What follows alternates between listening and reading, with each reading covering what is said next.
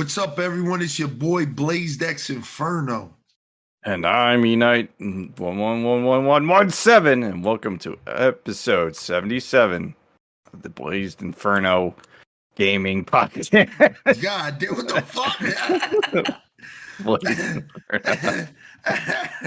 We are recording this episode 212, so 2 days after my birthday. Happy birthday to myself. Happy birthday, you old fuck. We did a crazy ass little 31-hour stream because your boy turned 31, and it was a great time. I had a lot of fun, man. I appreciate everybody came out to that. You know what I mean? But if you're new to this show, just know that you can listen to us on YouTube, Spotify, Apple Podcasts, and more. Links are in the description. Check out our personal links as well. Remember to rate the show 5 stars on Apple and Spotify. And make sure you like the YouTube version. I mean, because a lot of y'all watching on YouTube, I'm seeing it, but y'all not liking the fucking video. Like the goddamn video, man. All right? Just hit like on the video, man. Helps us out, man. Hit like on the video. But if you dislike, you definitely hit it. Hit that too. Yeah, hit the dislike button. Yeah. Maybe leave a comment. Let us know what's up, man. Maybe share it with your mom or family. Nah, because I noticed like the last episode, like y'all tapped in. So, you know what I mean? I appreciate that. But we got a good one here for y'all today, man. Really, really, really good one. We were gonna do this live, but it's just like, you know, conflicting schedules. We got a lot of shit going on. Eknight's got a lot of content that he's pushing out on the YouTube channel. Make sure you check out Couch Combat on YouTube. I got a lot of shit going on with Twitch. Events coming up, Yu-Gi-Oh tournament coming up. All types of shit. I just did a 31-hour stream. Got a lot on my plate. So it's just hard for us to find a schedule. So I'm thinking like maybe sometime in the spring we'll do a live one. When I really calm down a bit. Yeah, I really wanted to do this for y'all live because I really think our top 5 for 2023 is going to be a very unique list, man. And I've been saying this to a lot of people on stream because people keep asking me. I think people are going to really like our list because everywhere I go, except for one YouTuber I've watched that had like a totally different opinion from everybody else, and I actually respected it. I actually respected his entire, you know, opinion on everything. He didn't even have Baldur's Gate in his top 5. And it's like he was getting flamed in the comment section, but it's like, you know, I say that to let you guys know this, man. This is our top 5, man, not your top 5. All right? Mm-hmm. So don't sit there and be like, how the hell is this and how the hell is that? No. Spider-Man Definitely flame us in the comments. Do it. Fuck it, man. Do it. I'll be ready to defend myself, man, because I'm do listening. it. I may not respond, but do it. I mean, but we're gonna do this list for y'all real quick. And then after that, we're gonna get in the news, man. We got a lot of news to talk about. Palworld Helldivers. A lot of shit came out, man. A lot of heat has been hitting the fucking been heating up here in January, which is not normal. Normally we get like one major release and that's it. We're like 2 weeks away from Final Fantasy VII Rebirth, which is looking amazing. I didn't play the demo yet, but we'll talk about that because it's coming up this week on the schedule, man. Stream schedule. Twitch.tv/BLAZEDxENFERNO, man. Follow your boy. All right, let's get down to it, man. So what we're gonna do first, all right? We're gonna give you guys our top 5 in order. You know what I mean? 5th being like, all right, we liked it, but number 1 was the one, man. But first, we're gonna start off with honorable mentions, man. We're gonna start off with games that didn't make the top 5, but we appreciated them, man, nonetheless, man. Eknight, you go ahead and give some of your honorable mentions, man. Honorable mentions, man. You only told me to get top 5, you son of a bitch. My fault. Well, I'll give you. I'll be honest. To be honest, though, I didn't really play a shit ton of games this year or last year. I did. I played too many. Yeah, I saw that on stream. I played way too many. Too many games, but yeah, I don't really have any honorable mentions here. I got some honorable mentions. I have 10 games on my list, right? So the the top 5 at the end from 10 down all the way down to 6. I got, in no particular order, I got Fire Emblem Engage. You guys probably don't remember that, but I did stream that. Yeah, you did that at the beginning of the year. Yeah, man, and that was a game that I couldn't put on my top 5, obviously, because this year was fucking stacked.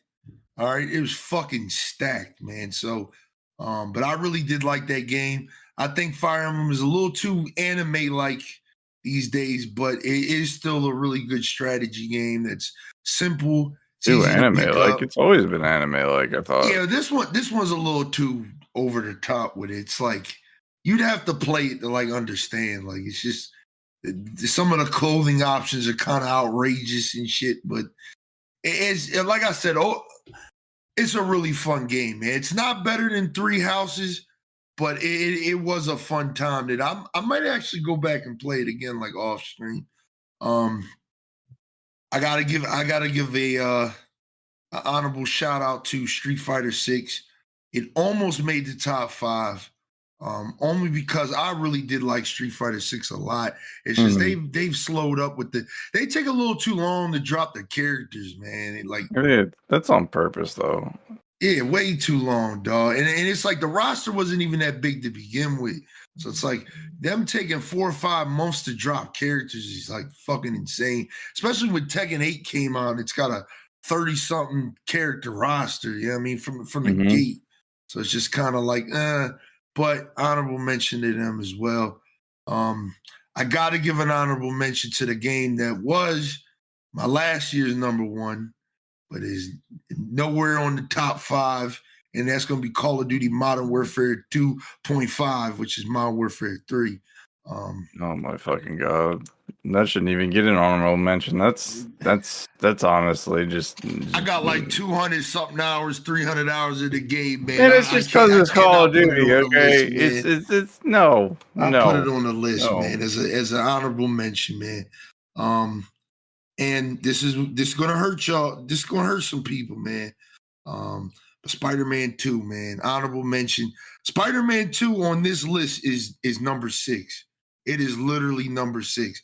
It's not good enough to be in the top 5, but it's like right there. And I've got like 10 or so hours in the game. So I know the game's like 15, 16 hours long. So I kind of seen everything already. And I'm at that point where it's kind of like, it almost made my 5th spot, but we'll maybe get to that later on the podcast of why it didn't. I do acknowledge that it's a good game. I do acknowledge that it did, in some categories, get robbed at the Game Awards, but it is not Game of the Year material at all. Damn. Not even close, dog. And like I said, we'll talk about that later on in the podcast. And in my last honorable mention for y'all, it was my number 3 pick way back before we got all these bangers and shit. But it was Final Fantasy 16, man. You know, Final Fantasy 16. Really? Great you really game. liked Final Fantasy too. I did. I liked it a lot, man. But we got some heat this year, man. It was just like that game is a solid, like we said, it's a solid 8, maybe 8.5 if you like the entire package. But that game had a lot of pacing issues. And I can't overlook that, man. Like I said, I give God of War Valhalla or Ragnarok, whatever the fuck it's called, so much flack because that game had terrible pacing. And Final Fantasy 16 had terrible pacing too. It was like you would come off an extreme high in that game, and it would just be like a fetch quest right afterwards. Yeah. And it's just like, oh man, like we just had a pivotal moment in this story. Like, keep this shit going. And it was just like, nah. You know what I mean? And it's already a shorter Final Fantasy game. You know what I mean? It's kind of short. So it's one of those things where it's just like, yeah, man. Did you say Final Fantasy 16 is a Final Fantasy game? Yeah, I would say that 100%. Okay. Even though the RPG elements, again, another reason why I'd say it's like a solid 8. A lot of the RPG elements the JRPG elements that make Final Fantasy Kind of aren't present in this game. Like it's really not there. Action is number one. The RPG is number two, but the action is really good, man. Like I said, I almost put it at the 5 spot, but I wanted to shake things up with this top 5 list because I'm going in here with a goal, and it's not to trigger nobody. It's to spread awareness, man. Spread awareness. Y'all motherfuckers need to open your mind up a little bit, man. I mean, but those are my honorable mentions. Eknight, give us your number 5, man. A number 5? It's definitely going to be the Metroid Prime remake. Ooh, that joy. Yeah, I forgot that. I got that. I copped it physical, man, and everything. I'm still playing through it, but it's definitely in my top 5. You might have to stream that, man. What about it puts it at your number 5 spot? It's man. The fact that they just don't make games like it anymore. Yeah, there's no Castlevania first-person shooters, sci-fi settings, and it's just so fun to play.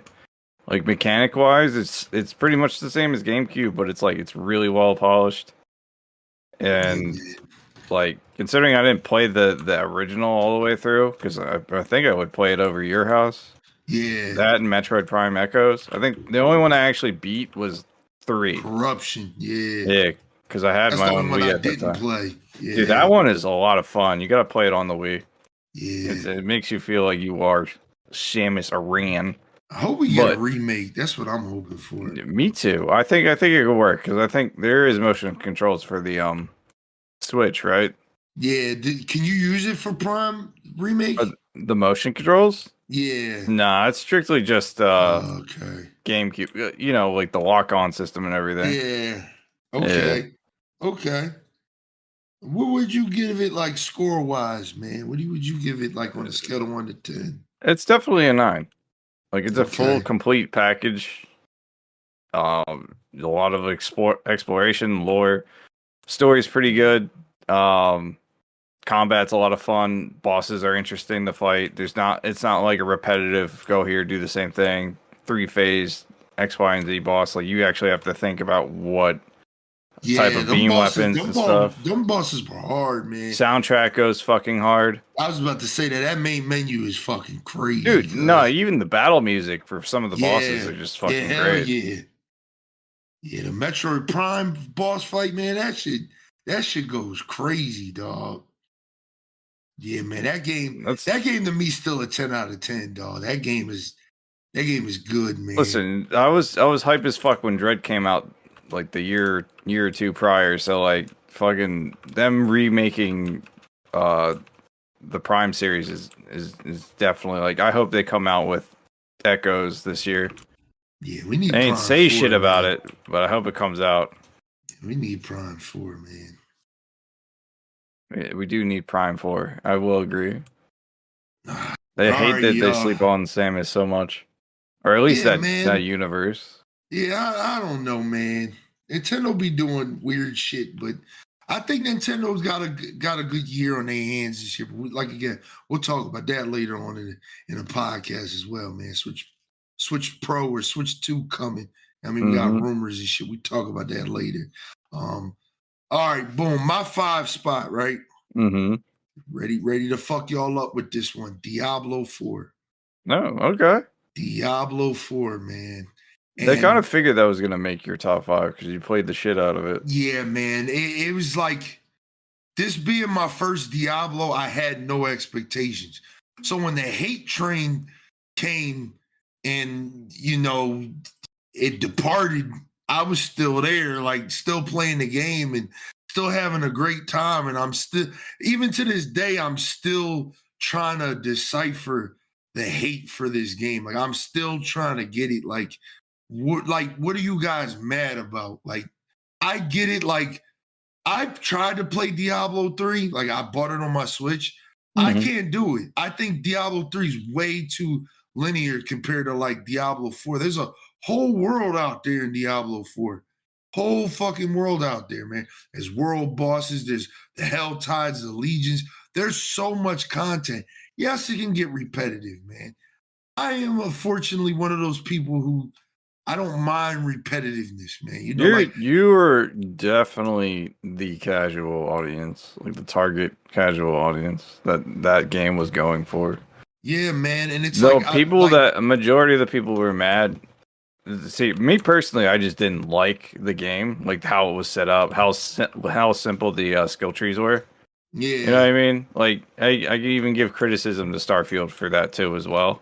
But like, so I personally just didn't get into it. The hate though, I think is from long time people who've played the game, played Yeah. Diablo 3, have gone through this shit, and then they're going. It's like going through the same shit, like how you hate when Call of Duty repeats the same mistakes every time they release a major release.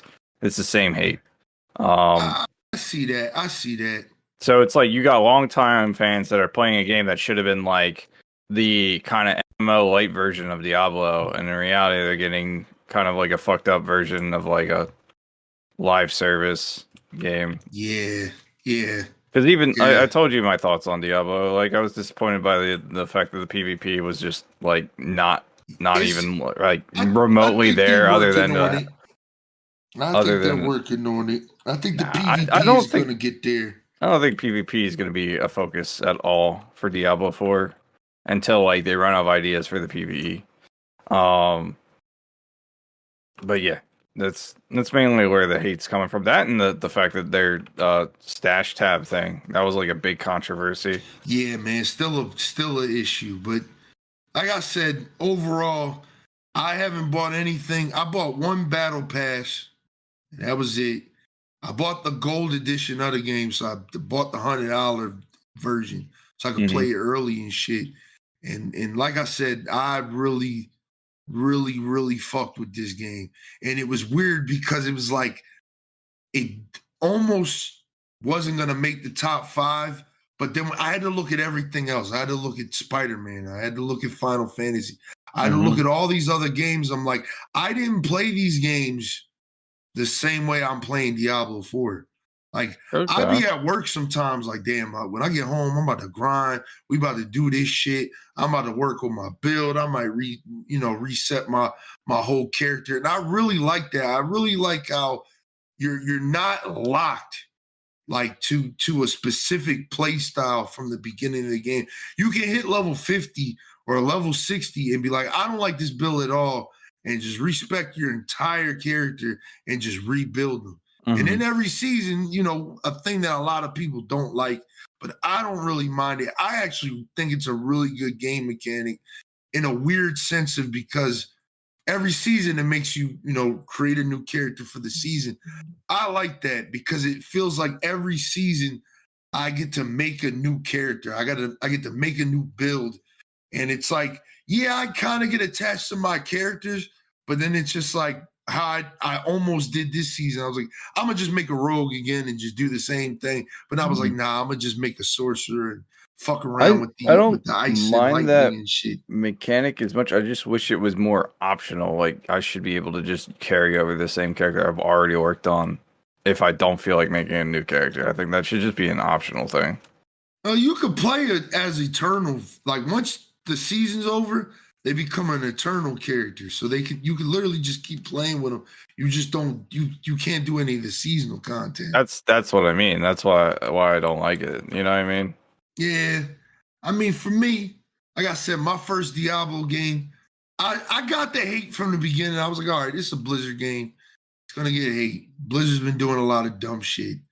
Overwatch 2. I get it, but dog, you can't deny, like for the people that did play this game and Hmm. did put some time into it, it's fun, dog. It I'm is sure it it is a is. it is a nice time, like, and it's like, dog, it's one of those games where I'll be like, man, I'm gonna just get on for like an hour or two, and then it's like 6 hours pass. It'd be like, damn, The thing dog, I've like, realized about games and gaming culture is if the game gets universal praise and love, it's a good game. If the game gets hate constantly, it means people are still playing it.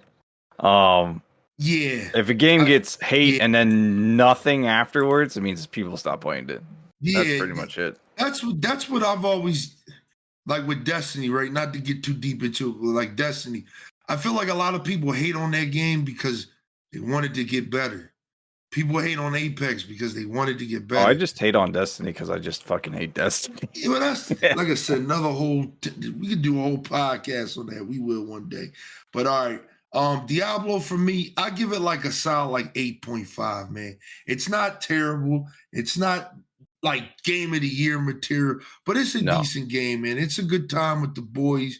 If y'all just want to fuck around and just grind out and have some fun. If you're into like that style of game, it's definitely an option, another option. I just recently saw that last Epoch's about to drop soon, and I looked at their skill tree, and I was like, damn.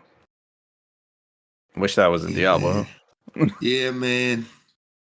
All right, what's your number 4, man? Well, my number 4 would definitely be Dead Space, the remake. Ooh, 2 remakes in my top 5. Yeah, that's the one I should have given. I forgot to give that an honorable mention. By the time this podcast comes out, You haven't beaten it yet, have you? I'm almost done because I've been recording for the YouTube shit. So this week, y'all definitely getting the Dead Space video on YouTube. All right. No, but Dead Space, fucking 10 out of 10 horror game. Love the remake. Isaac's voice definitely threw me off a little bit, but considering he's a voice character in the second and third games, it wasn't too crazy. Yeah. And it definitely it's because of the polish and upgrades they did to the game. No longer am I able to tell which fucking creature is just laying on the ground waiting for me to waiting to ambush me and shit. So it's definitely I want to say it's a good remake, and I can't wait till they do 2.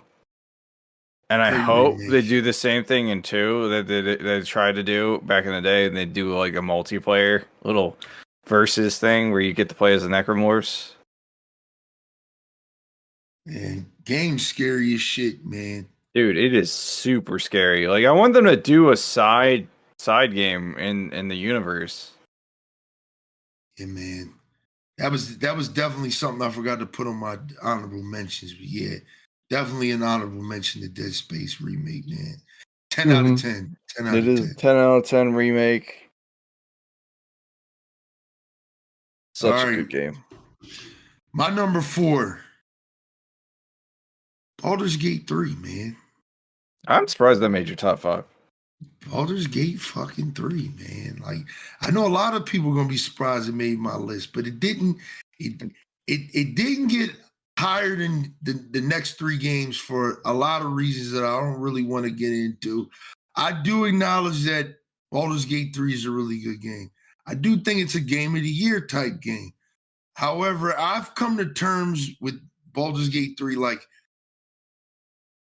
it's not my type of RPG, man. It's not my type of RPG, but I do like it. And when I do get stuck on it, that's when when things start to click with me, it's I can play this for another 9 hours, dog. It's like me in Skyrim. You gotta sit down now, just play it for a bunch of hours to get into it. Yeah, man. I played a lot of Skyrim last night. Yeah, Baldur's Gate 3 is just even when we were the last time we streamed it, it's we got in that big ass fight. Yeah, we're doing that mission and shit, and it's just it just how everybody was coordinating. I think I like it more as a multiplayer game. You like the co-op version of it. Yeah. So that's the beauty of that game. That's why it got Game of the Year, is because you can play it single player, you can play it co-op, and the co-op experience is just as fun as the single player. Yeah. And I think you just like it more because we're just doing stupid shit and getting into trouble. Yeah, man. I like that. And I can truly be the character that I kind of want to be, which is kind of like an asshole that robs everybody. Yeah, that. And a support character. You know what I mean? I just want to get up high and, all right, I'm gonna just shoot at them while y'all support my ass. You're literally I'm yo, come help, and you're like, nah, I'm gonna do my own thing, and you're just crouched walking around the battle. I did stab a bunch of people, you know what I mean? But that's the beauty of that game. I really like the fact that it's just you can I heard this is the term everybody says about Baldur's Gate 3. The game doesn't tell you no, and I agree with that. The game allows you to do any fucking thing. You kill any fucking body. You could do whatever you want, and I appreciate that. And that's why it's my number 4 spot. To me, it's not a 10 out of 10. It's like an 8.5, like to like a 9. Because I again, if you're not into like Dungeons and Dragons, you're not into like those tabletop games, I think this can be a turnoff for people. So I understand like the Spider-Man fans hating and shit because it's not a game that like, it's not Dragon Age, right? Dragon Age is kind of like a hold your hand type RPG, Right. but it can be deep. There can be parts of it that can be kind of deep. It but is this still, game is just truly deep, dog. There's a lot to it, and it's yeah, like it, if you, it is still surprising that a turn-based RPG got Game of the Year after Yeah, all man. this time. Like it's Yeah, been man. like FPS or Sony ride-along simulator, yeah, like year after year, I think. But with the exception of probably fucking Elden Ring, I think maybe this next year there might be another RPG. Not necessarily a Sony RPG, but like probably just like a random indie RPG or that's AA what game. I'm thinking. I think this year is going to be indie as hell. Yeah, I hope Lethal Company makes the nomination. It'd probably be Final Fantasy though, but What was it? The fuck? it'll probably be Final Fantasy, man. I ain't God gonna damn hold it. you. But yeah, that's my number 4, man. What's your number 3, man? Now we My getting number into we three. getting to the thick of it, man. My number 3 is Armored Core 6. Ooh, you know what? I kind of thought that was your number 1, so I'm like, oh shit. If you thought that was my number 1, then you forgot all the praise I gave a certain game. Yeah, but I was just like, you really like that game. Armored Core 6 is a lot of fucking fun, and the PvP was fucking seamless. Like, I was surprised, because usually From Software games have, like, shit PvP, and they've made a whole rank system that I have yet to check out yet, but I definitely want to. It's just, I don't know. It was a departure from, there is a story there. I don't know why people keep acting like there's not. There's definitely a story. But the thing is with Armored Core 6 is that I can make any build I want. And if it doesn't work, I can just rebuild my shit and try again. Dope.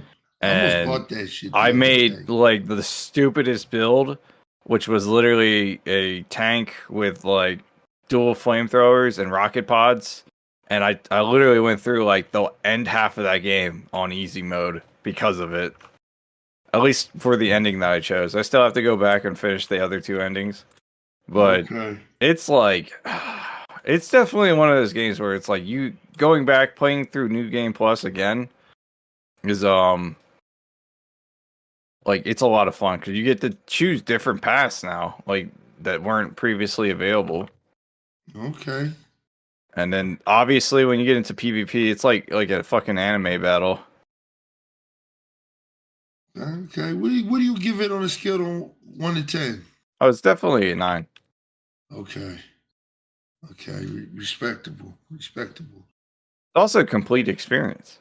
Yeah. There was no facts. day 1 DLC. Yeah, no DLC pre-order out for it yet at all. Nope. Right? In fact, the ranks, when they added rank, they added new stuff to like unlock. Oh, word? Yeah, like new weapons and shit. Yeah, I might have to pick this shit up. You need to play it if you haven't already. All right, y'all. This is the part of the podcast where I gotta start explaining myself, man. I mean, because y'all gonna start figuring things out real fast after this 3rd and this 2nd. And I don't want you to turn the podcast off. I want you to listen to me. I want you to hear me out, man. All right. My number 3 spot, Star Wars Jedi Survivor, man. I see that. Shit was almost number 2, dog. Shit was almost number 2, and I was like, and that's what I'm gonna explain myself a little bit because, like I said, like I think people starting to think if you really know me and you've watched a lot of my streams, you know what I liked this year and what I didn't like.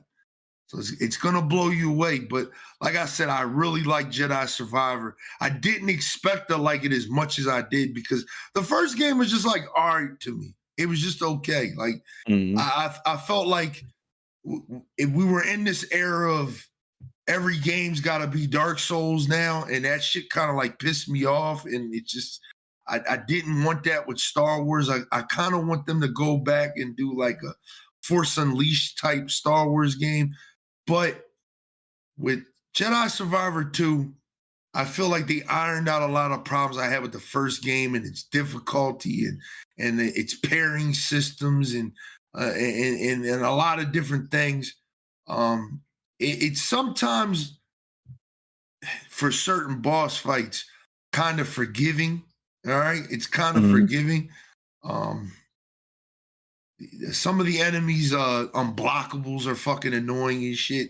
Like there's like 2 bosses in the game where they have like just this weird unblockable that like it locks onto you, so you have like this literal like millisecond to dodge it. But when you get that like that iframe down, it's like yeah, that is it feels rewarding. It feels good. I almost feel like, damn, I want to go play Elden Ring, and then I realize like I don't have that type of patience.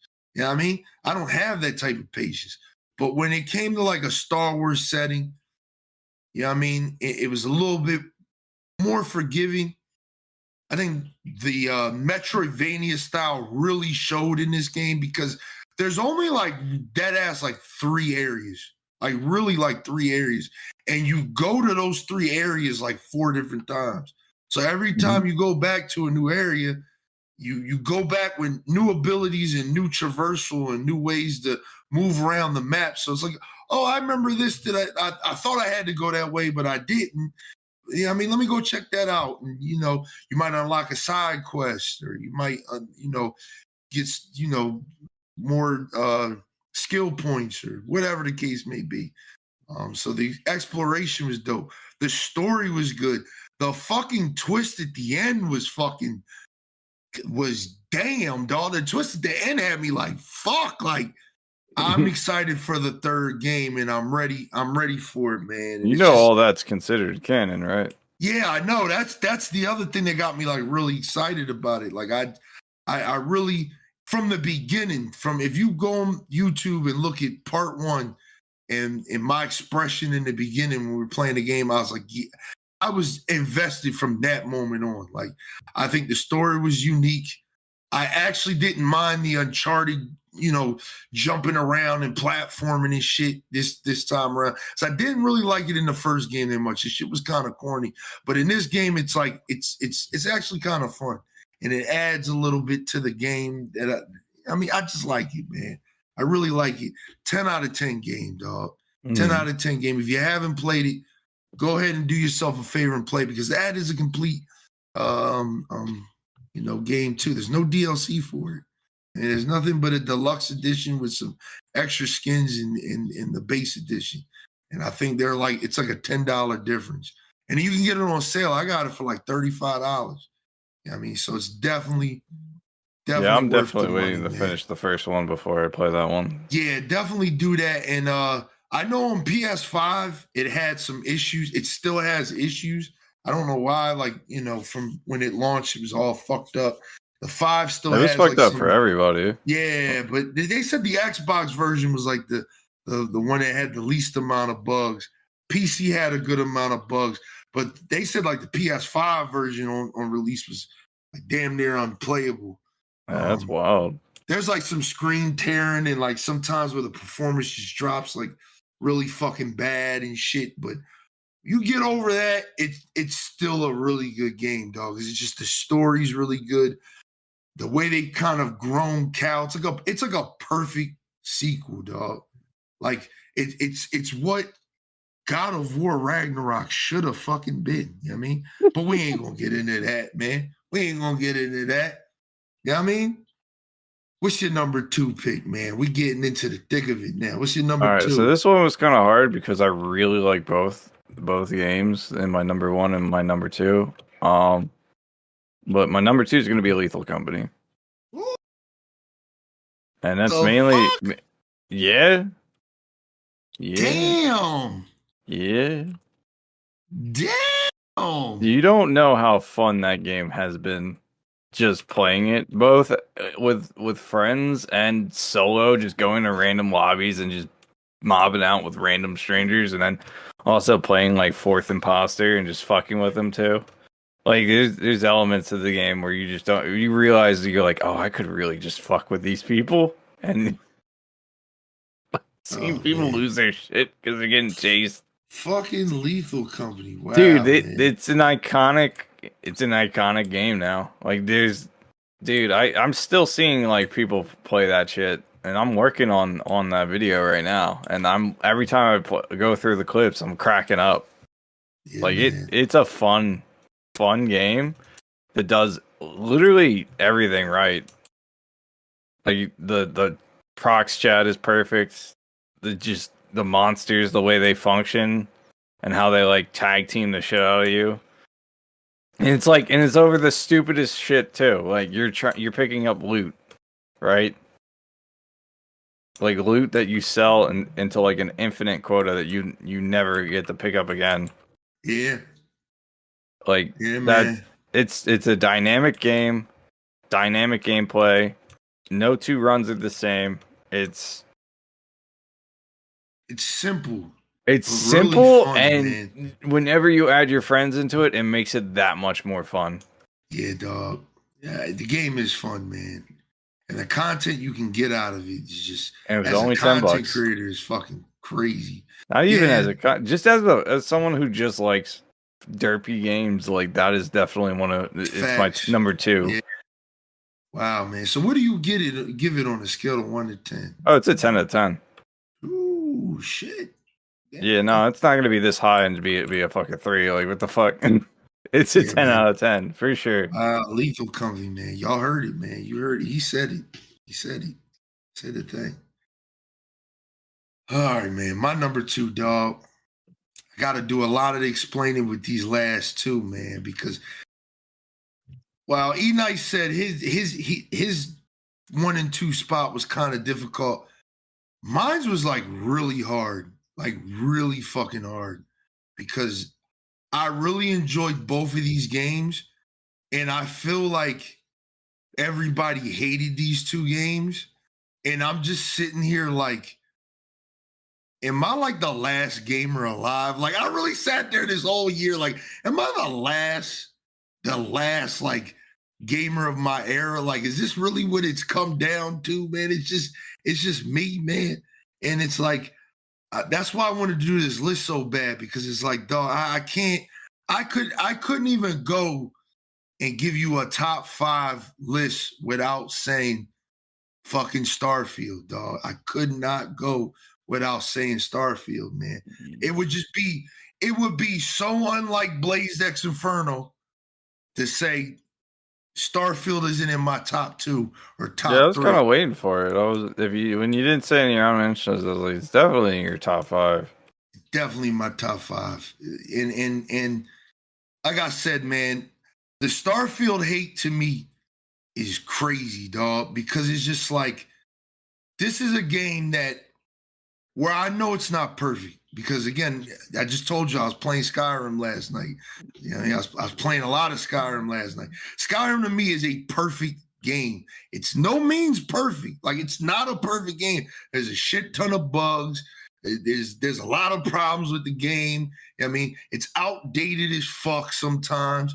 I mean, RPG wise, it's a little bare. If you want to compare it to Oblivion and Morrowind and other games before it, but Skyrim to me has a touch of magic that I think Starfield has the DNA of, but not all the fucking way, man. Because the scope is just too big, man. Like, to me, Skyrim is like perfectly fucking crafted.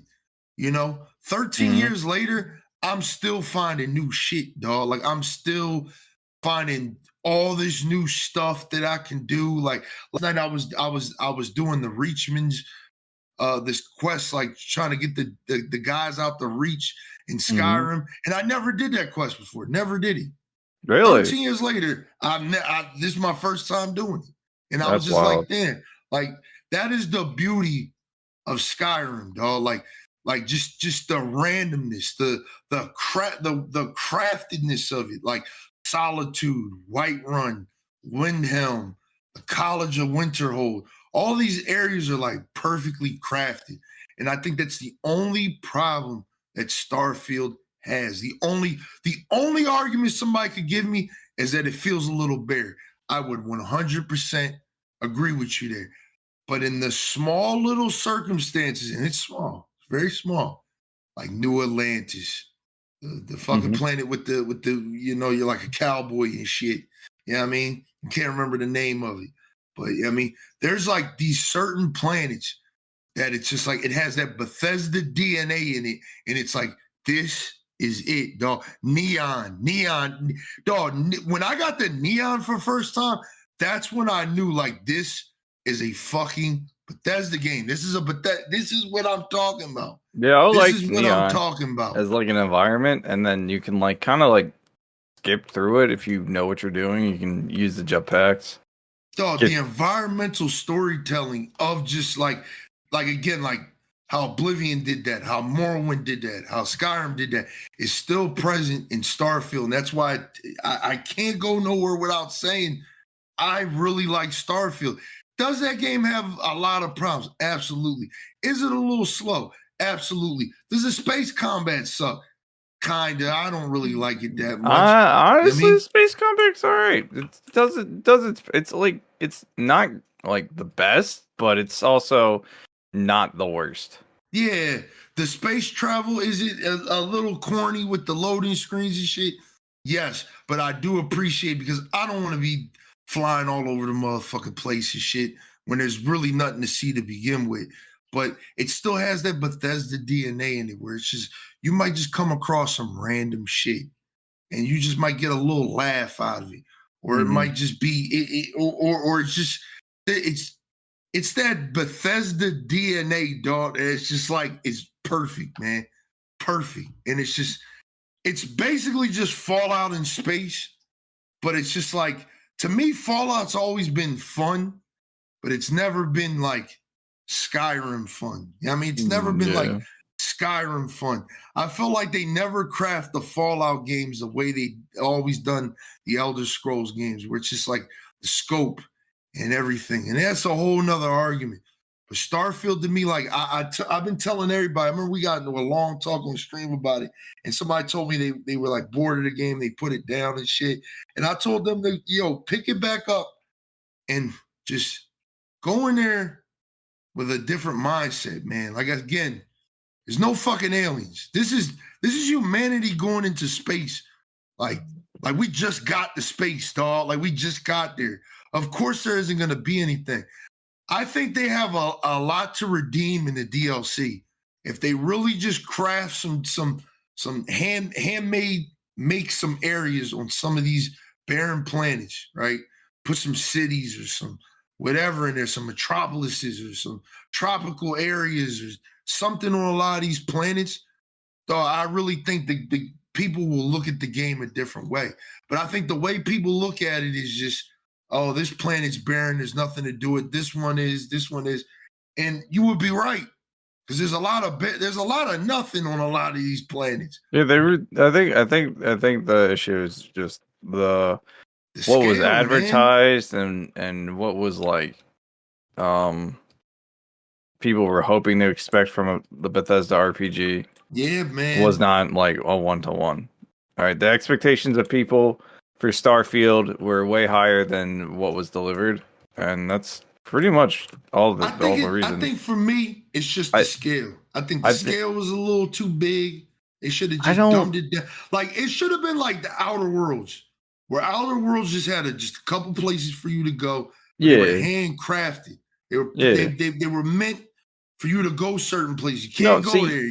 I don't have an issue with like the handcrafted content. I think some of it's good, some of it's mediocre. Like, I think I'm like 90% away from beating the main game. I haven't like beaten it, and that's mainly because I put it down because like Lethal Company came out, and I just played the shit out of that. But I like the Terramorph mission, just reminiscent of an Aliens vibe. Yeah, that shit was lit. But like I haven't done the space pirate mission yet. I haven't done That like shit's probably lit. like 90, I want to say like 50% of the content. I've done the Mantis mission, which was like hard as fuck. That was pretty lit. But like again, like there's that I think what's lacking here is that Bethesda has gotten to the point where it's all right, so take Skyrim, right? You can enchant all your armor pieces and you have like a bunch of armor pieces. Like you have like a helmet, you have a chest, you have boots, you have a gauntlet, and you have shield and all that. In Starfield, you have one suit, a helmet, and a jetpack. Yeah, that's it. And that's it. The skill trees are relatively bland. And it kind of disappointed me that there wasn't like a little bit fleshing out of like, sure, yeah, I can tame out all these animals and stuff, right? But that's not until like the 5th tier, and by then you're probably gonna be almost done the game. But you will be done the game. Yeah, Like, so until you like be. go back and do a new game plus, which would change everything, but it's like I shouldn't have to wait till new game plus to get to the tiers that I want. You know what I mean? There's a reason for it. There's a reason for it. I know, but that's the turnoff, and that's why it got the hate that it did. Like for me, that was the turn on. That was the turn on. Like, yeah, wait, but telling me to do this again? Like, imagine listen, Bethesda RPGs, and you love making new Bethesda characters. Like that's what you do. That's why you keep playing Skyrim over and over, and that's why you got Skyrim on every fucking console imaginable. Like that's right. That's right. You bought that shit on Switch for no fucking reason. That's right. I'm trying to tell you again dog. on Steam when they released the anniversary edition. Like the thing is that like it's that style of game is only appealing to that audience, but there's also people that like style of game appeals to only because they can play it modded and basically create a new experience. So as long as the base experience is palatable to them, they'll go back for the modded experience. I see that. Like I don't think, and when literally one of the biggest modders for Bethesda RPGs, for the Fallout, for the Skyrim series, pulled out, I think a lot of he said it was too bored. Exactly. That says a lot about where your community is at, where the delivery of the game. Like you may love it, but a large majority of the community is like, all right, Bethesda, you've advertised this new IP, and it just feels like Fallout 76 in space. Yeah, you know what I mean? And that's not a good thing. It's really not. Like the base building aspect was cool, but it's crazy. I haven't done it. Exactly. It's not really needed. Like it would be cool. There's so much to do, and you're moving around so much. Like I've only haven't done it because I just haven't explored everything to be like, all right, this is where I want to invest my time into. I mean, and make a base here. That's the only reason I haven't done it. But I also think there's a lot of like quality of life things that on launch were an issue, like inventory management. Yeah, man. There's a lot of weird bugs too. Like I had encountered a bug in my first playthrough, or my current playthrough, I should say, where literally I could not shoot my gun, which is like the main way to fight. Oh shit! And I did not realize I couldn't shoot my gun because I was doing a lot of space traveling. So I had to reload like 5 saves before I could be like, oh, okay, now I can play the game again, and not have to redo my whole character, which is a big fucking deal. So like, yeah, it's. I think the game itself is overall, it's just mid, and if you enjoy it, then you're getting your money's worth. But a large majority of the community did not enjoy it. And yeah, I definitely got my money's worth out that motherfucker. Man. Like, I'm planning to go back to it, but it's just I got caught up in the Skyrim playthrough. And I'm trying to be. That's what I'm saying. Would you if you were locked in a room, you had to choose one game, would you pick Skyrim or Starfield? Always picking Skyrim. Well, there you go. Because it's always picking Skyrim. For Starfield to be a good Bethesda RPG, it has to beat Skyrim. No, Yes, I don't think they'll ever beat Skyrim. they might. I don't think they will. I don't. I think Skyrim was just. It's just. I could do a whole video essay on that shit. I just think And do Skyrim is it. like the way people look at Elden Ring is like the way I looked at Skyrim. Like Skyrim changed the game for me. Witcher 3 changed the game for me. Like Mhm. it went from being like, is it Skyrim though? Is it Witcher 3 though? Is it like, Dragon Age Inquisition though? Like, like those are games. Is it Mass Effect 2 though? Like those are RPGs that just set the bar to where it's just like again, like I'm playing through Hogwarts or I'm doing Cyberpunk, which almost made the list too. Shout out to Cyberpunk Phantom Liberty DLC, almost made the list, man. But I didn't want to be that controversial and do that shit. But that DLC Honestly, is if fire. the DLC beat out literally all the good games that came out, I'd be kind of just surprised at how much content would be Yeah, there. it's dope, dog. But again, Cyberpunk is another game to me that kind of set the bar for these like RPG shooters because they're weird, man. Like Fallout is weird to me. It works and then it doesn't because it's fantasy, but it's not fantasy. It's real. It's Sci-fi realistic. fantasy. Yeah, Yeah. it's but like again, they'll never make another Skyrim again. I think Skyrim was like a fucking a biological accident, dog. Like that shit was crazy, dog. Like that just was like for me at least, was a game that just had me stuck, dog. It had me stuck, and it still has me stuck. You know what I mean? When there's nothing to play, or I feel like I just want to fuck around and just enjoy a world with good music and good vibes and just goofy shit happening. I play Skyrim. And like I said, that DNA is there in Starfield, and I had a great time with it. I just think for me personally, the only problem I personally have with it is I think I blew the load on it too fast because it's like I put like 90 hours into it in like 2 weeks. And it's just like I want to get that second playthrough started, but it's like I got this big ass backlog. Cyberpunk DLC I'm trying to beat. Hogwarts I'm trying to beat. But then I just picked up Skyrim again. So it's just like, man, it is what it is. But I give Starfield a solid 9, dog. A solid 9, dog. And like I said, I went back and forth with putting Jedi as my number 2 over Starfield, but it was one of those things where it's like I have to be real with myself and I have to be real with y'all. I really like Starfield, dog. And I ain't gonna let nobody take that shit away from me.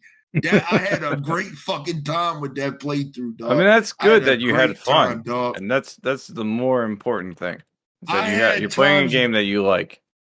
I had times where I couldn't even put the fucking shit down, dog. Like I'd be tired of shit, but it's like, dog, I gotta see, man. I gotta see what's on this planet. I gotta see what's over there. What is this? How do I get that shit? Damn, let me grind to get that shit. Let me steal that shit. Let me Jesus it's just yo, man. It's like it's good, man. I think it only can get better with some DLC, man. They fixed that handcraftedness. We get some white runs and some wind helms up in there, some solitudes up in there. I think the game will be good and people will appreciate it and people will be like, this is an okay game, man. Because it took for me like 5-6 years to say, I think Fallout 4 is a good game, dog. Because I didn't like Fallout 4 when it first I came still out. don't like Fallout 4. I it liked was it at just first, and then it's good, man. you say that. It's not better than New Vegas, but it's good, man. Good. New Vegas just has a good premise and a good area, man. That's a good area. I think the Commonwealth of Boston is just not a good. It's not a good place, man. It's not a good place. Yeah, it might be. And It might have dialogue something to do with sucks. it. Yeah, like at least DC with Fallout 3 had that was a really good area. DC is a good location. Yeah. I think even Vegas was a good location too. Yeah, Vegas was great because they did Vegas and then they did everything around it. And if you know about Nevada, Nevada's just deserts with little towns sprinkled in there, and it's just they did it really well, man. They did that game well, and I just, I mean, I just give Starfield another chance, y'all, man. Give it another chance. I think it's a good game, man. I highly recommend it. If you got Game Pass, you literally have nothing to lose but your time. You know what I mean? But I mean, let's get to this number one, man. We already know what Eknight is. Go ahead and tell them, man. All right, my number one is Spider-Man. It's like, nah, it's fucking Baldur's Gate. You already fucking know. Yeah, fuck Spider-Man. Fuck you, Spider-Man. Nah, man, Spider-Man pretty good, man. I don't doubt it's probably good in its own right, but honestly, again, superhero and sports games are like the bane of my existence. Very hard for me to get into. I think the only one I really got into was Arkham, and that's it. Yeah, man. That itself is a shame on how suicide has been. We talk about that later. Yeah, but Baldur's Gate, it's pretty much D&D, best version of D&D in a video game you could probably ask for, with the exception of the tabletop simulators that are out, and basically make your own. But yeah, it's the closest thing. Like the dice rolls, choosing your fate, and if you commit to that, it's like a very interesting experience. Co-op is great. Like you do whatever the fuck you want with your little squad. You have like a great story. Like I finally got through the first to the end part of the first act. Like I'm at like the mountain pass now, and I think this is the last bit of content that I can do before the second act begins. And I'm like, I feel like I just played like its own game, like a solid game right there. You know what I mean? Yeah. So I like the fact that I still have another act, and then I have the third act, which is like the longest act, is like insane to me. The third act is like the shortest. No, it's actually the longest because you're in a dense city area, so it's only as short as you want to progress through the final quest. Okay, yeah. So think of it like me the act. They say Act 1 is like a minimum 40 hours. Oh yeah, Act for 2 sure. is like another 20, and then a lot of people say the third act is like you can do it in like 10 hours. You can do it in 10 hours because you can just basically speed run to the end of the game from there. But there's also a shit ton of side content to do, and you're in Baldur's Gate at that point. Because like, if you think about it, the entire game you don't start in Baldur's Gate. You're going to Baldur's Gate. Like that's pretty much the entire premise of the game. What the fuck is Baldur's Gate, man? It's a city. It's a fucking city. Oh. And it's the first city you go to. And it's funny as fuck because it's like the only city in the game, but it's like it's funny as fuck because how big it is, how dense it is. Is it down by the river?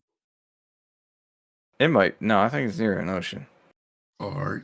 Yeah, but it's one of those. It's just one of those games that's like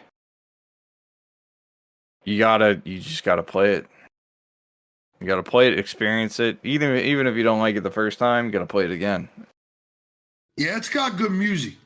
It's got good music too. And I will say, like, what he just said is like 100% correct, man. Like the same way I feel about Starfield is the same way I feel about Baldur's Gate 3. That's why I didn't give up on it. That's why I was like, you know what? I'm gonna give it another try. I'm gonna go at it again. Mm-hmm. I had Eknight teach me some things, and once he taught me some things, I've been having a great time with it ever since. You know what I mean, it's all about sometimes changing your perspective, dog. If there's anything you could take away from my list and even Eknight's list, because his list is, to me, is more interesting than mine. You know what I mean? Lethal Company at number 2 in a year full of fucking these great games, man. We had Tears of the Kingdom, which is another honorable mention. You know what I mean? We had a lot of good games this year, man. I feel like as fun as like Tears of the Kingdom looks, I still feel like Lethal Company would beat it out, and in my opinion, and not like in a value sense, in like a sense of fun, right? Like there's a lot of people that get a lot of fun of building little crafting objects in Tears of the Kingdom. My type of fun is literally just like messing with people and also just like watching chaos unfold. And that's pretty much what Lethal Company is in a nutshell. Yeah, man. That's why it made It's so a good high game. on my list. Yeah, but if there's anything we want you to take away from this list, is change your perspective sometimes, man. You don't have Try to something follow. new. Thank you. Try something new. It's okay to not play Call of Duty and Modern War and fucking 2K and all that shit. That sounds like you're Spider-Man. cupping. You know what I mean? It's okay to play other games, man. Like this year was so good for games. It's like to play normal shit, you were like just weird to me. Like, you know what I mean? Like to just play like the norm, like I'm gonna play 2K, I'm gonna buy this Spider-Man, like but you didn't play like Star Wars, you didn't play Remnant 2. Shout out to Remnant 2. That's another That's honorable another mention. game that I need to beat the first one and play. Like I'm one of those guys that will not play the second or watch a movie or do something like that until I play or beat the first one. Mm-hmm. Like I need to beat Revenant 1 to play Revenant 2. And that's usually what's the same thing with Survivors. I can't play Survivors until I beat Fallen Order. Please do that, man. That game's good, man. But sometimes you need to change your perspective. So I'm gonna help your perspective right now by giving you my number one, which you probably already know what it is. You're probably sitting here like, damn, you hyped up Starfield like all year and it's not your number one game. I already know what your number one is because you What's my didn't number put one? It's Resident Evil 4. That's right. The game that is game of the year, baby. Game of the year, man. Listen, I knew from when I played the fucking demo, Resident Evil 4 was it, dog. I knew it. It was from when I in played mad the nostalgia demo. feels. When it's not even nostalgia, dog. It's the fact that they took a game that was literally flawless in my eyes, right? It had its problems, but it was really fucking good. And it's literally the game that made all this shit we got today with the behind the camera shooting and all that shit. Resident Evil 4 did that. It was the first of its kind. Inspired Gears of War, inspired a lot of our favorite games today, man. So for them to go back to that game, when they announced that they were going to do a remake of that, I was like, how can, and I remember saying it, I was like, how can you outdo the original? Because granted, they fucked up with Resident Evil 3 remake. That shit was too short. They cut too much shit out. They made it too streamlined where Resident Evil 3 actually had like choices. The original had choices. Like you go this way, you go that way. There's no choices in the remake. So it's like, what can they do with the fourth game to make it better? And it's just quality of life shit, man. Little shit, little great shit that just made the game feel so much better to the point. I could never go back and play the original now. It's done to me. And I'm mad at that because the original, there's certain things in the original that aren't in the remake, but the remake does everything just so much better. I think the pacing is better. The way you handle shit with Ashley, if you know, you know. I don't have to heal this bitch anymore. I don't have to waste my resources on her. None of that shit. You know what I mean? It's just great experience, man. There's an emphasis on hand-to-hand combat. You know what I mean? Using your knife, you know, parrying, dog. Fucking parrying, dog. That is kind of weird in a horror game is parrying. Parrying, cause I was like, yo, this is just a lot, man. And it's still got that horror feeling to it. Still scary as shit at the end of the day. You know what I mean? You fight the El Gigante for the first time. It's still terrifying. You fight the chainsaw guy for the first time. It still hits you the same way it did in the original.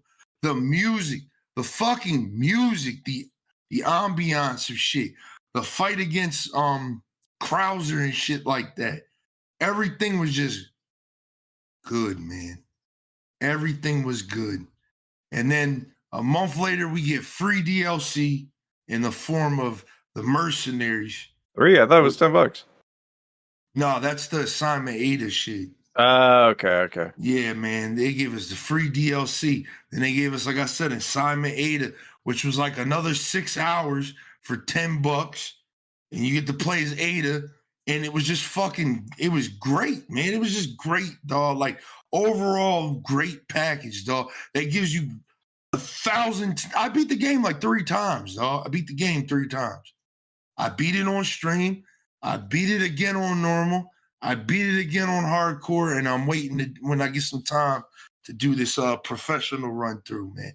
The game is good, man. The game is fucking amazing, dog. And it's just like I said, this was like the year of remakes. This was to me, and it's crazy because I wanted to put Dead Space on my list. And there's a reason I didn't put Dead Space on my list, because I didn't want to have 2 horror games so close to each other on the list. Number 1. And number 2, I didn't beat Dead Space yet. For some reason, Dead Space remake didn't drag me as much as like Resident Evil remake or other games did. And it's not because of bias, because I'm a huge Dead Space 1 fan. I bought the game like day 1 on the Xbox 360. Great game, dog. Great game. I mean, great horror experience. But I think Resident Evil 4 was just better, man. It was fucking better. It's better, man. Like I said, the pairing, the way the guns feel, like bringing it back to the older games with like a tanky, slower moving game. But it's fast paced and full of action, and you can move around really fluid. And Leon kick the shit out of people. And you can do all types of shit. And it feels good, man. When you meet the merchant for the first time and the music plays, bro, it's just like, dog, like that. The game was just good, man. And if you want to say, yeah, it's a nostalgia trip, the nostalgia part of it is amazing too, dog. And like I said, when I streamed it, 12 out of 10 game, 12 out of 10 game to this day, dog. 12 out of 10 game, man. I can't wait to see what they do next. And again, take this list, this is our opinions on shit, but this should allow you to maybe open your scope to shit, man. Because like I said, I had no idea Baldur's Gate 3 was going to be on my list, but I knew I couldn't keep it off of my list because at the end of the day, I really enjoyed that game. I really do like that game. I wouldn't keep giving it a try if I didn't like that game. You know what I mean? It's the same thing like Eknight said earlier. People wouldn't be talking about how fucked up Overwatch is or how fucked up Diablo is if they didn't want to down low enjoy the game. They want to enjoy the game. If they didn't play the game constantly, they wouldn't be bitching about it. Yeah. That's like I bitch about Halo from time to time. Yeah, man. It's just like I said, man. Hopefully this list opens your eyes up, man. Like Spider-Man 2 is a great game. I'm having a lot of fun with it. But Sony's on watch, man. Sony is on. They on watch, dog. They've made the same game like 7 times now, dog. It might be time. You know what I mean? We give Xbox so much shit. We give all these other developers so much shit for making the same game. I think we need to start looking at Sony. Spider-Man 2 is good. I'm having a lot of fun with it on stream. You watch me at twitch.tv/BLAZEDxENFERNO. You know what I mean? I've been streaming it. I've been having a lot of fun with it. But it is not what you guys think it is. Did it get robbed? Absolutely. I think Spider-Man put on a great vocal performance. He could have maybe got that award. He really could have got that award, especially with the Venom parts. I think game design, they could have got an award for it. The game looks great. Astarion. No. Baldur's Gate. He wasn't beating Astarion. Astarion's fucking hilarious. Nah, man. I seen this. Yo, I sent it to you, dude. Yeah. No, that shit had me dying. He was like my Astarion. It was all right. So for reference, y'all. I see this. They just came out with a new update for Baldur's Gate 3 where they fixed the lip locking when they like kiss and shit in game. Yeah. So somebody in the comments, because it was Astarion kissing some other guy, and somebody in the comments was like, "My Asterion is heterosexual," and a guy replied to him like, "That's crazy because my Asterion's getting piped out right now." I was fucking dying. That's another thing I liked about the game. Is like it really like you could just romance whatever character you wanted. There wasn't it wasn't like what Cyberpunk tried to do, where it was like you had to have a certain set of genitals or whatever. You just do whatever you want. Yeah, man. Dog, great game, man. Great game. I said, hopefully you PlayStation fanboys pick up Baldur's Gate 3 because it is on the PS5. Right? It is. Shit up. Yeah, pick it up. Try it out. Shout out to Tears of the Kingdom too, man. Like I just haven't played enough of it to put it on my list. I wanted to, but I just don't. We'll talk about it later. Well, we might talk about it now, man. But you know what I want to talk about now, since we got that out the way. Y'all know what our list is now. I know what we getting into. Let's get into the news part. Let's talk about Palworld, baby. Oh, God. Let's talk about the game that took the world by storm. Pokemon with guns, man. It's a really good survival game. I'm not going to hold you. I enjoy it a lot. Me too. And I think the whole Pokemon catching thing, the thing is like all right, I'm the guy that's got the weird chip on his shoulder about Pokemon, where it's like if you try to like I'm all fine for having them fight, but like shoot a Pokemon, kill a Pokemon, eat a Pokemon. It's like dogs for me. It's like that's a little hit too close to home, bud. Let's not do that. And this game comes out where it's like doing all of that, and I went into it. I was like, oh, I don't know if I'm gonna like it because some of these pals look cool, and I don't want them to die. And then I was like, you know what? It's not Pokemon, and that's how I treated it. And I've been having a blast. It's a great game, man. Because it's not Pokemon. I mean, they're definitely heavily inspired by Pokemon. Like I will not sit here and try to bullshit. It's like, oh no, there's no similarities. There definitely is a fuck ton of similarities in design wise for some of the pals. Anubis is literally Lucario, dog. Like, yeah, no, Anubis is literally Lucario. It's fucking like. But the thing is, with copyright law, even if it's different in Japan, as long as the designs are different enough, I don't think the Pokemon Company, which is crazy how a facet of Nintendo is called the Pokemon Company because it's that fucking big, has much of a case here, especially gameplay wise, where it's like a survival crafting game with multiplayer, and catching pals is no different than how Ark is. Yeah. It does what Ark Survival Evolved struggled to do, which was like the thing I hated about Ark Survival Evolved was tame times. It took forever to tame a fucking raptor and shit, and the only thing I ended up having time to tame is like dodos. In this game, it's like you just catch them. You don't have to worry about feeding them unless they're working. The PAL box is pretty much like PC storage from Pokemon back in the day. It's a good game. It's an indie game. Is it an original game? No, but it is definitely like the game we used to all say, yo, what if we combined Halo with Call of Duty and fucking Gears of War and fucking Grand Theft Auto? The game was so sick. Like, it's definitely one of those fucking concepts where it's like, they just were like, bet Ark, Pokemon, a little bit of Rust. There you go. You got yourselves a Palworld. That's it. Yeah, man. I saw this game a lot throughout the year, but I never really paid it any mind.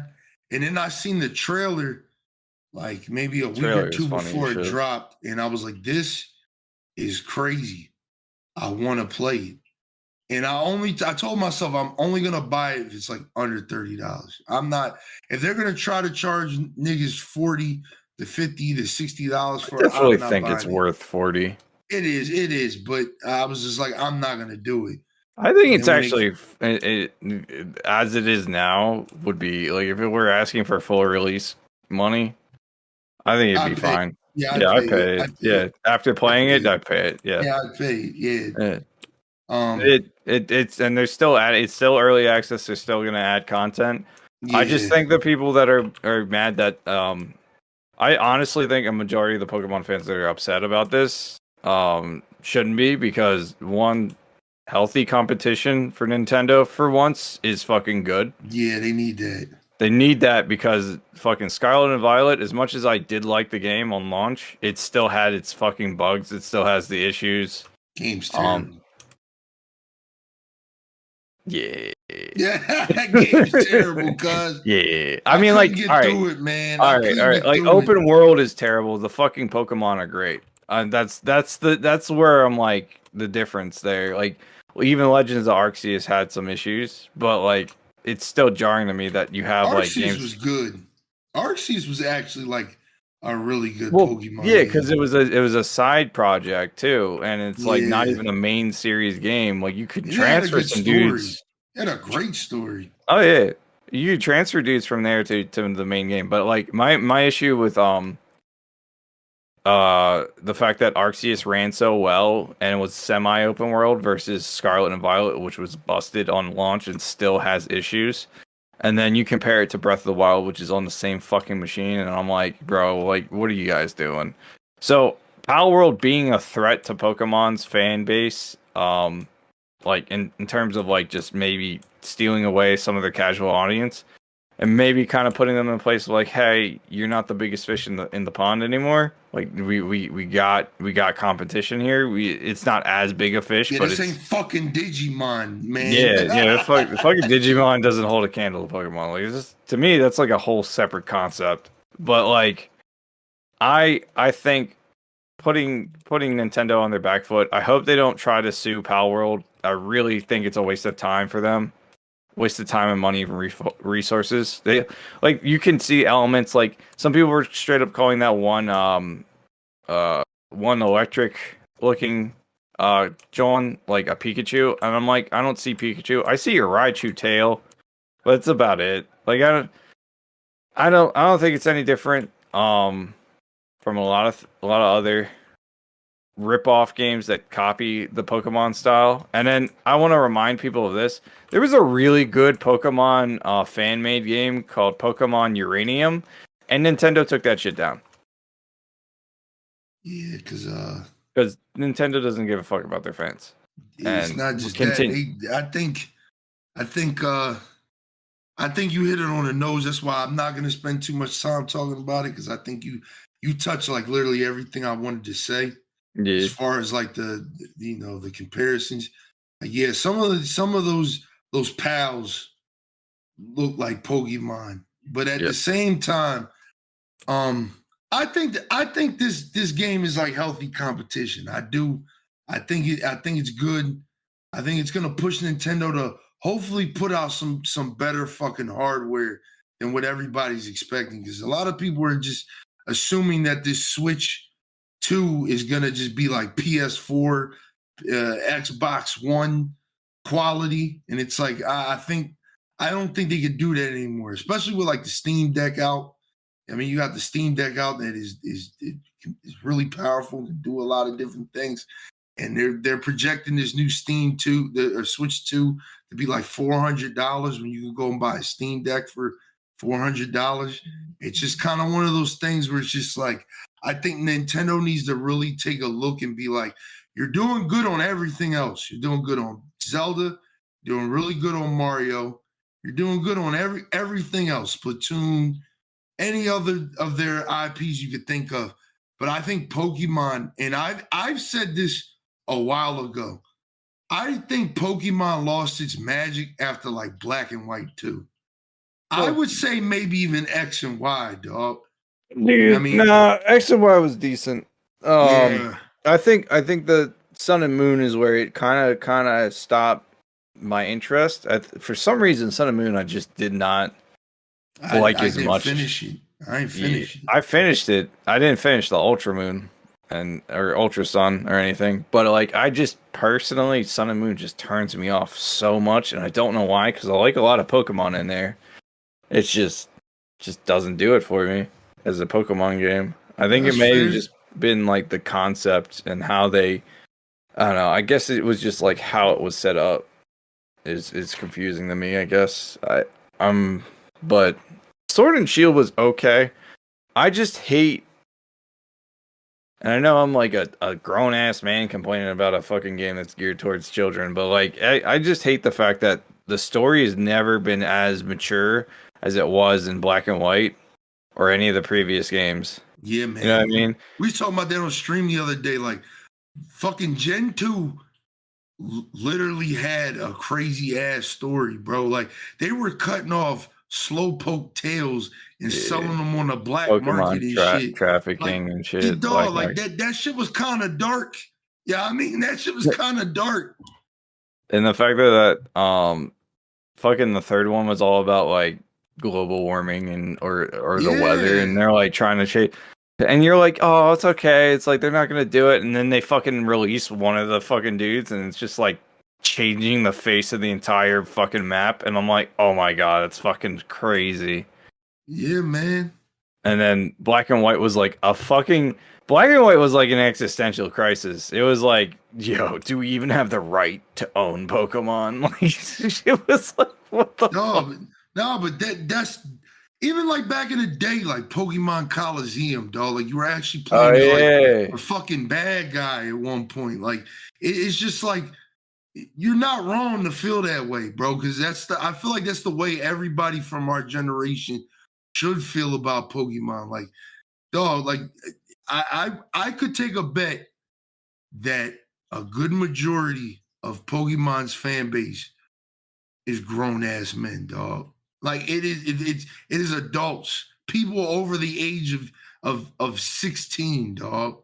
I don't think I can see being children. I think there's some children, but I think the grown men highly outweigh them motherfuckers, dog. No, I think a vast majority of them are children, and I think that's what they sell, because it sells every year. Like, it's like the only thing I haven't bought this year, which is a change for me, is I haven't bought any of the new DLCs for Scarlet and Violet, even though I want to. Like, my problem is that you had an opportunity to do the open world Pokemon thing. You showed us that it's possible with Arceus, man. Arceus, yeah, it's possible to do something like that, and it was good. It was good. Decent. It was decent. I really liked it. I didn't finish Arceus. I want to, but I really liked Arceus, dog. Yeah, it was decent to me. I thought it could do with a little bit more polish and a little bit more varied environments. And a lot more you know how you can use the pals in Palworld to do shit? I think that should have been more in Arceus, instead of like, he's like, yo, let me borrow one of your ground types. And I'm like, all right, here you go. And then you go on a mission, and then they do shit, and they give you shit. And it's just like, I think if they had set it up more like Palworld's system is, it would have been a lot more. Because I don't think, at the end of the day, as much as I want a Pokemon battling system, I want a Pokemon like world to kind of like invest in myself into. Yeah. I don't want to sit here and be like, all right, I caught the legendary for the game, and now I'm done because I don't really want to battle anybody except for my friends. So I'm not going to play the online. Yeah, I guess I'll breed shinies until I get bored. And that shouldn't be the end all be all experience. Like, you know, battle towers definitely help, but it's like, all right, how about like, oh, you know, managing my Pokemon to help me build stuff or make stuff, you know, like actually showcase the stuff that we watched in the anime of Pokemon helping with society, and then be that like the core mechanic of your next mainline series. Or, and not to cut you off, but or just do what the fuck you did with Gen 2, man. Like, I don't get it, man. Like, I've been thinking about it all these years. Like, why Gen 2 is the best one is because it literally it is the only Pokemon game in at least in my mind, that's like a fucking sequel to itself. And it's a fucking sequel to itself, dog. You have blue, yellow, and red, and then you have silver, gold, and crystal. You know what I mean? Silver, gold, and crystal take place after red, blue, and yellow, when red becomes the Pokemon League champion, And then when you play as gold in the second game, you know what I mean? And you beat, all of the Johto Pokemon League. Guess what the man says to you? He says, "Yo, go back to Kanto and go do it again." Oh And my that was God. like perfect. That was like, yo, that's wild. And then you go and fight Red in the cave, and he's got like a level 100 Pikachu, and it's like, yo, that's me, cuz that you are me. You Yeah. are me. But it's also the one of the games that actually had a good and direct sequel, and its remake was also really good too. Soul Silver and Heart Gold were really good. I gotta buy a copy of that. I've never You played it. need to, dude. It was good. Yo, having fucking Lugia following you around is fucking lit. And it's the same Damn, fucking dog. game. Same fucking game that you played back in the day, Gold and Silver. I want them to remake it again just to have current day mons in it. Word. That's it. That's it. Dog, it's just I don't never like why not in Scarlet and Violet, right? A DLC. They could charge people for it. Be like, yo, the low end whatever people want you to go over there and do the trial thing again. So you go back in Scarlet in Sword and Shield, right? In Sword and Shield, you go back to Alola and whatever the fuck that place was called in Sun and Moon, and you go and do them fucking trials thing, but there's like a twist to it now. Like, you know what I mean? Because it's things have changed. You know what I mean? Things have changed. That would be fucking dope. That'd be like, yo. Yeah, I think the reason why they don't do that is because they want to just do direct sequels in the same fucking thing. And to me, that's why I didn't like Ultra Sun and Moon.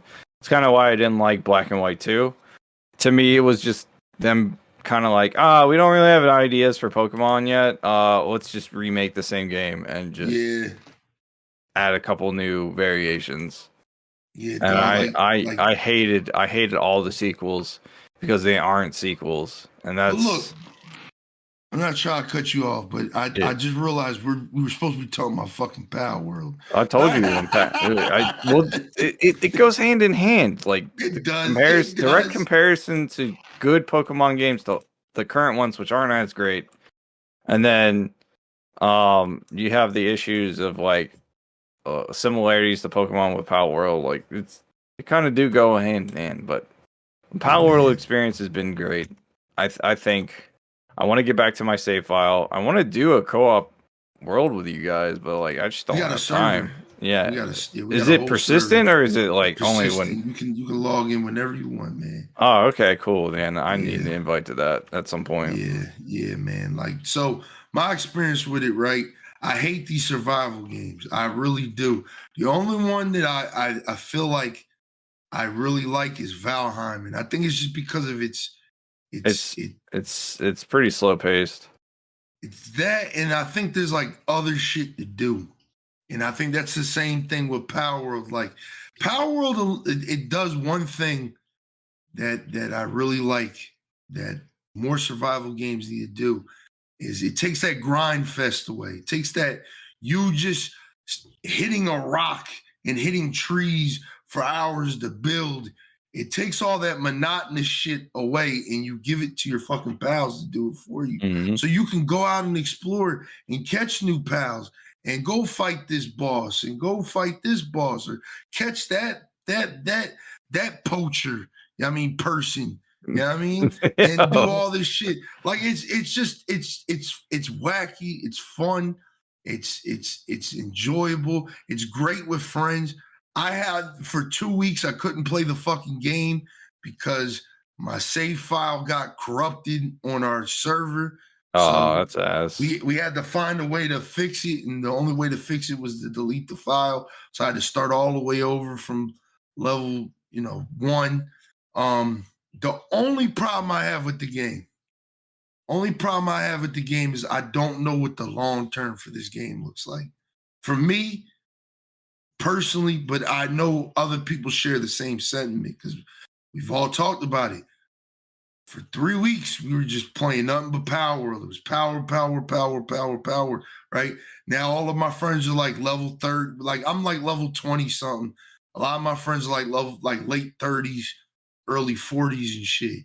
It's like once you get to that wall, and that's usually the problem with some of these survival games when you get to that point where it's just there's nothing to stop you, like you are the unstoppable force now. It's like, now what? You know what I mean?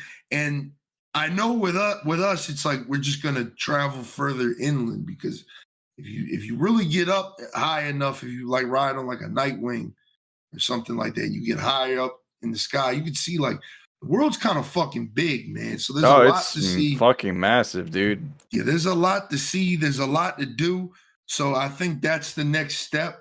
But at the same time, I just don't know if I'll be playing this game in like 2 or 3 months. You know what I mean? I think it was cool. I think it was fun. I definitely got my money's worth out of it already, so I'm not even mad.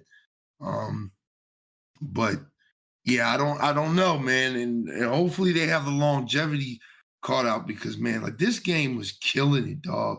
Like 3 million sales in 3 days, 2 days, or some shit like that. Well, like I think the longevity is obviously they're gonna add new pals. They're gonna add the arena mode. They're gonna add PvP.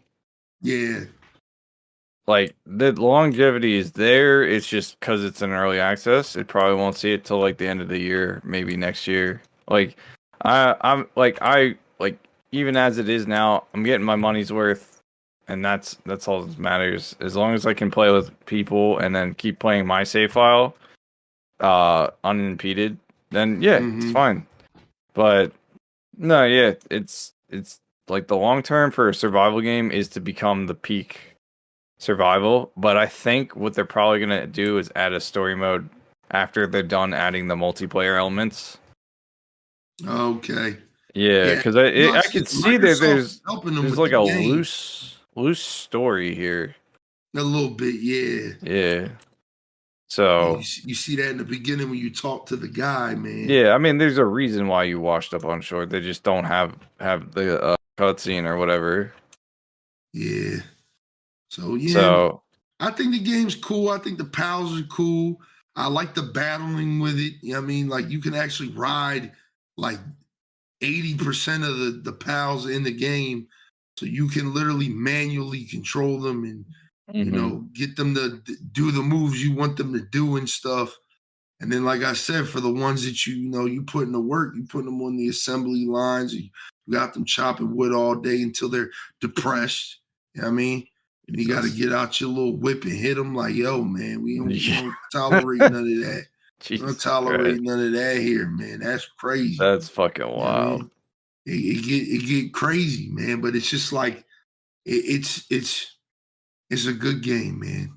It's a good game. We had a lot of fun that first night it dropped.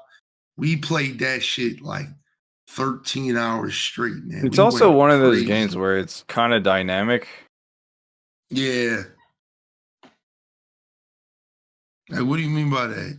Well, I mean, like the way you interact with the world is dynamic. I mean, you build it wherever you want. The lure, you can deal with bosses however you want. Like it's not linear. It's not like, again, Pokemon is a turn-based RPG, so it's like you get into a battle, you stand there, and everyone's taking their turns. There's no elaborate ways of dealing with it. So like that's mainly the reason why Palworld's taken off so much. Because it's not a turn-based RPG. Like you get into the rough of it, you fight pals alongside with your pals. Like it's pretty much it.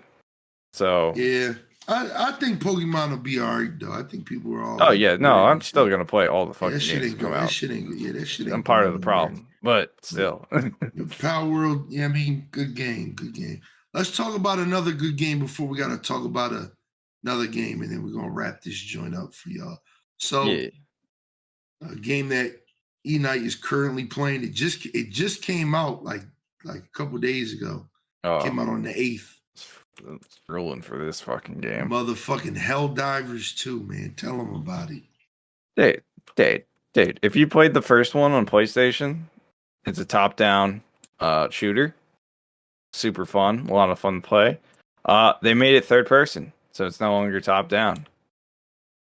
And I gotta say, it's just as chaotic and fucking fun as the first one, and I hope when they add the DLC, they add the vehicles in and shit, because like Helldivers 1 was a lot of fucking fun, and then they added DLC, and then the vehicles like made it a lot more fun. But fucking the chaos in this game is crazy. The fact that friendly fire is on and they didn't tone it down from the original is great. You get like shot, you die so fast. It's so great. The enemies are fun to fight. You fighting, and in the best part about this game so far, even though there's only 2 enemy types, fighting the bugs is like being in a B movie action film, and fighting the automatons is like being in like a actual sci-fi war. Like they play completely different. Like the bugs will just try to swarm you and beat the shit out of you and like spit acid at you. Then the automatons actually shoot guns at you, and there's like mortar fire. Like the first time I played it, I was in this jungle map and for the automatons, and it was like a weird, like I was like, oh shit, I'm getting like weird Vietnam vibes. I can't even see these dudes. Like they're like shooting through trees and shit. Like this shit was wild. Yeah, game is fun, man. I played it for like a majority of my 31-hour stream, dog. And we had a lot of fun, man. Game is good. Yeah. Sony's got a banger on their hands with this one, and I think this is like the plan. Like they've been talking for a long time about how they want to do more like live service type games, and I think they got a banger on their hands. They take care of this thing. I mean, we get some content. We get like some in-game events, because I've been hearing that like we might get like these events where it's like this immediate action shit where it's just like, yo, so like these in the 2 days, if we don't stop this, like shit's gonna get taken over and shit. Like that's gonna be dope when they so the galactic map is literally time based. Yeah. And it's a group effort. So like you're not just playing the missions just to get rewards and shit. Like you're actively trying to stop invasion towards Super Earth. And in the original one, if you lost, if you didn't do your fucking part, Super Earth would get destroyed and basically would reset the season, and you get to do it all over again. And you get a cutscene at the end of each season. So like it's one of those games where it's like it's fun with friends, but you're also playing with the community, so it's also fun to just jump into random strangers' games and just play the game. Which is literally what I'm doing right now. I've been running duos with this one dude. We're just shooting robots. Yeah, man. It's a good time, man. And it's like, I really love, Also, fighting game players will love it, because stratagems are basically like fighting game inputs. Like up, down, left, right, left, right. Yeah, man. The game is dope, dog. It's like, what was I going to say? It's there's just so much to it, man, that I see the vision, man. And I think Sony needs to really captivate on this moment. I like how there are microtransactions, but they're like super small. Dude, I love the reviews in the eShop. They're fucking hilarious. Yeah. And it's like the little blurb that's on there is like, this has been improved by Super Earth. AKA, these reveals are not real. Yeah. Just like, what the fuck? Oh, it's so good, man. I'm telling y'all, man.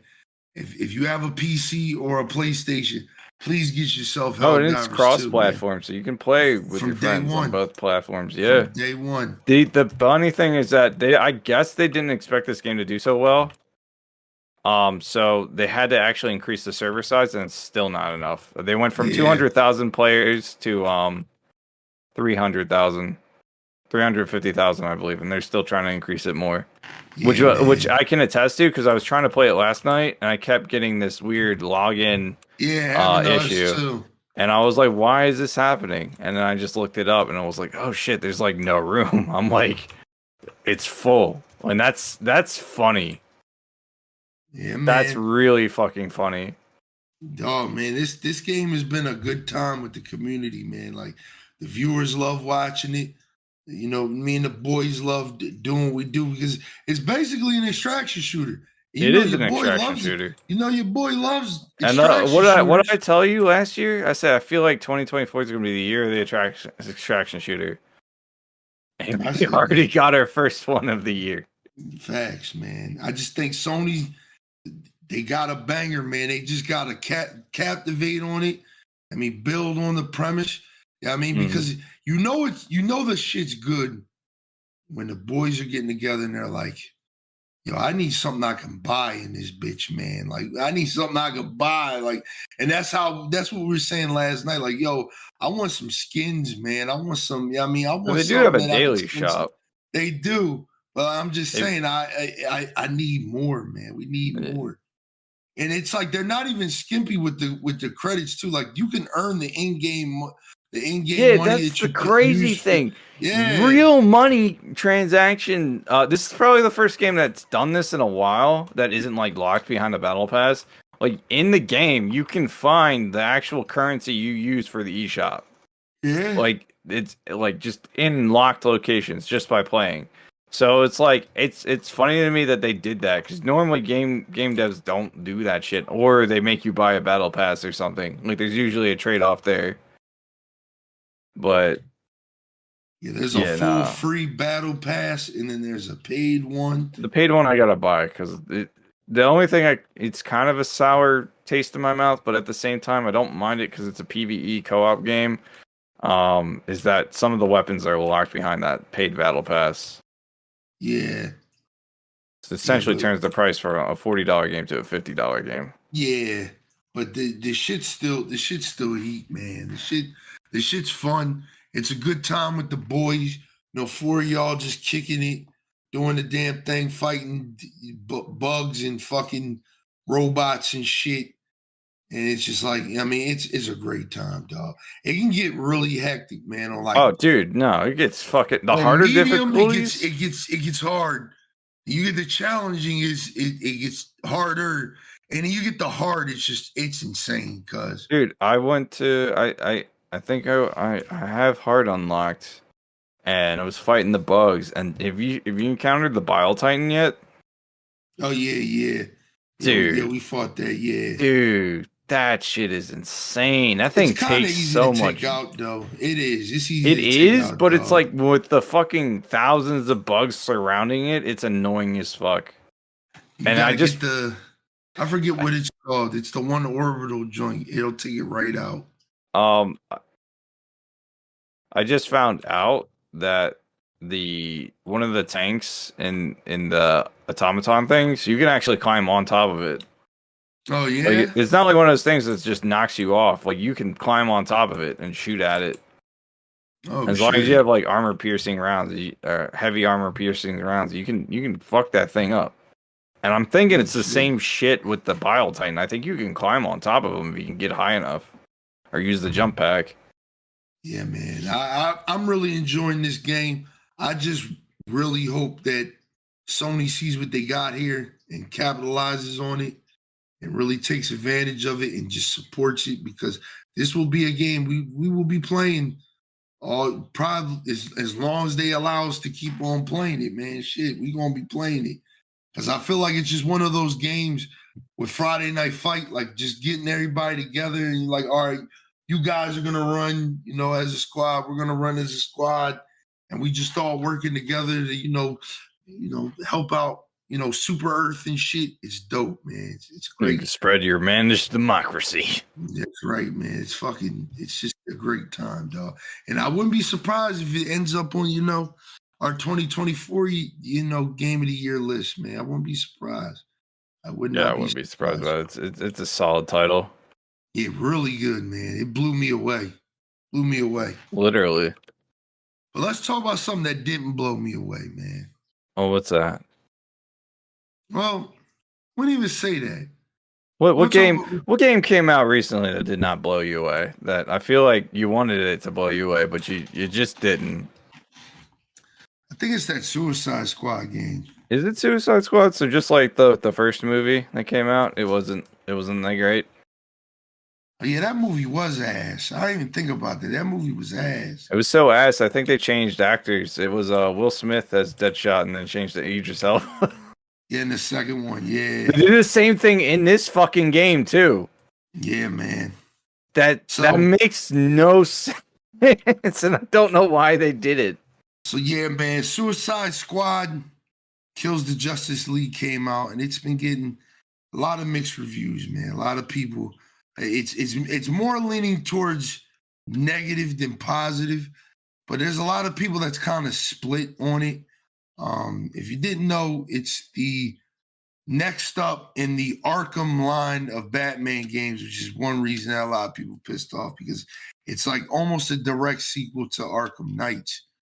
Which is a damn shame, given Yeah, the fact that the game's spoiled its own ending because of a glitch.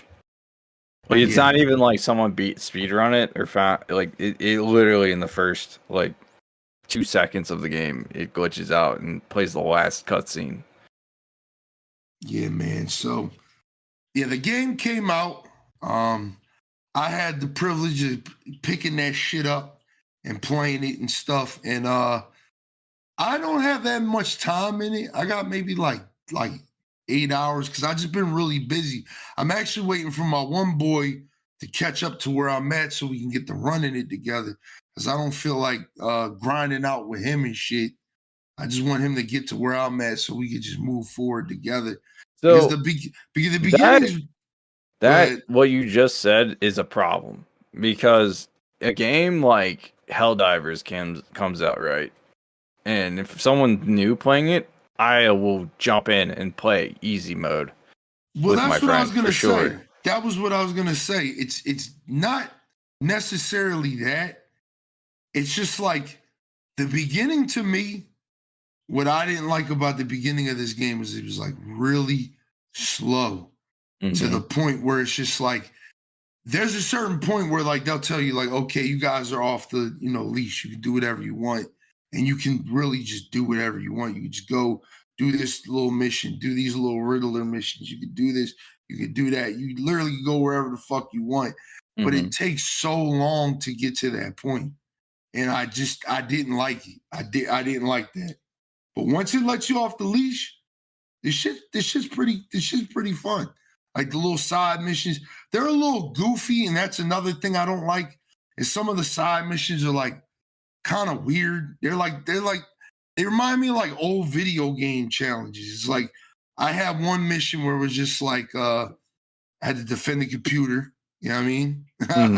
We had to defend the computer, but I could only use like grenades and shit. It was weird. It was like, all right, They're not side missions, they're side activities. they're like busy work. Yeah, they're like it's like busy not work. side quests where you go down a storyline like in Arkham Knight where you could do all the side quests for like the villains to go fight the villains. It's not even close to that. It's literally just fuck no. Open world objectives.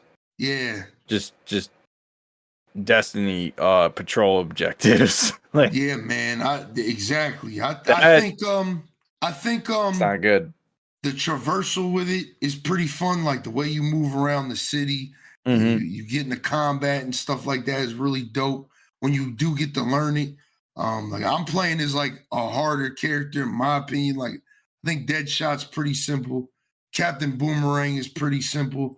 The shark guy just basically flies. Same thing as Deadshot or Deadshot. Yeah, it's Deadshot. Harley's basically Batman, so she's got to use the grappling hook everywhere. So her traversal is kind of like limited, but there's like a certain way they want you to like play her. And once you learn that and you coordinate that with your skill tree, because it is like a Borderlands style skill tree there, you get to be like, oh man, yeah, all right, I like this. But this is what I'm gonna say, right? This is all I'm gonna say until I beat the game on it. I'm getting like Borderlands vibes with this game. And to me, for me, that's not good. That's not good. Because I don't like Borderlands. And the only problem I have with Borderlands is it's like a game that doesn't take itself serious. And sometimes I feel like it should, because Borderlands 2 had like an ultimately a really good story. Like a really good story, but Borderlands 2 story is like the best out of the entire series. Yeah, like there's just too much goofiness in there for me to like really like take it serious the way that I want to take it serious. You know what I mean? Like I'm all for like joking around, fucking around in like games, but it's like I don't know, like certain shit I be wanting to be serious.